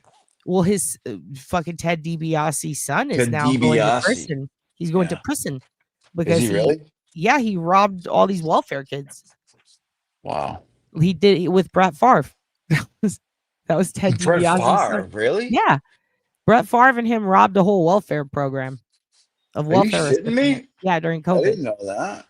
Yeah, they took and he said it was for a church, for his church, and it wasn't. And it was like this program that was like supposed to feed like single moms and all these kids and orphans and shit. And they took all the money from this fund Wow. and deprived others and then lied about it to get the funds. And then I think he bought a boat. And then Brett was Bought a boat. That's what yeah, but everybody does when they get fuck you money, right? Get a Mhm. boat. But Brett prearranged who the recipients would be or something through a favor with the governor, and then his organization profited off of it too. So it's all trickling down. Right now, it's taking out $1 Million Man and his son in their church because they robbed a bunch of welfare people, and it's probably going to end up with Brett Favre getting in some trouble. Jesus. Yeah, dude, wrestling's crazy. Brett Favre. Fuck. Brett Favre, dude. All right. Well, Jason, I have to end this program soon because my pizza's ready. I'm not gonna lie, I need to go I eat. gotta end this program soon too I because gotta end it soon. fucking Pizza time. 5:30 in the, what time is it? It's 5:30, 4:20 almost here. 5:30. 4:25. Oh, you're an hour behind, huh? Look, and Satan's up. Good morning, Satan. Dude, you missed a hell of a show. We Satan's wrote a up. song. Time to go. Satan's up. Time to go. Dude. Hey, thank you, Jace. We're gonna have you back on sometime. I'm gonna read more of your mom's book and get real creeped out when I'm doing my squirms and my lurks. Yeah, love ragging on Nora. Raggin' Nora. Ooh, we should watch that. Ragging Nora. Rag Nora, right? Let's put it Yeah. on. This is gonna be your outro. Everybody say goodbye to Uncle Jason, and we're gonna teach you guys how to do lurks and squirms real quick. See you And later, chat. Good seeing you all. See you later, chat. And we're also gonna put your mom's book link in the chat eventually so people can go read it. Hello, folks. Nuck here. A lot of you have been asking me about my morning routine, so here it is. It's my new teeth. Snort-worthy smile, if you ask me. So I like to start my morning by waking up at 2 in the afternoon, get a quick lift, lick, and lurk in before I go off and spend the next several hours in the woods. And this time is mainly for my freeform lurks. I just lurk like no one's watching. Then I head into town to do some casual creeping. I mean, I'm freaking everyone out because I'm getting in my squirms. But you gotta squirm to stay firm. I forget what I'm doing for the next 3 days and get an office job that I absolutely hate. Spend most of my time hiding in the storage closet, but all my coworkers know I'm in there. The next 26 hours I'm purposefully unconscious, come to so I can try on some tuxes because I'm getting married. Love to rag Nora. I'll practice my funeral for 30 minutes, at which point I gotta pretend to listen to someone tell me about a dream they have, but I'm really just thinking about what I'm gonna say. Then, and this is important, I'll just wait. eerily for hours. What am I waiting for? A big heap of nothing. I wait to wait. I'll spend 2 minutes trying to create fire with my mind, giving me just enough time for a last lurk before the day begins. That's the Bobo way.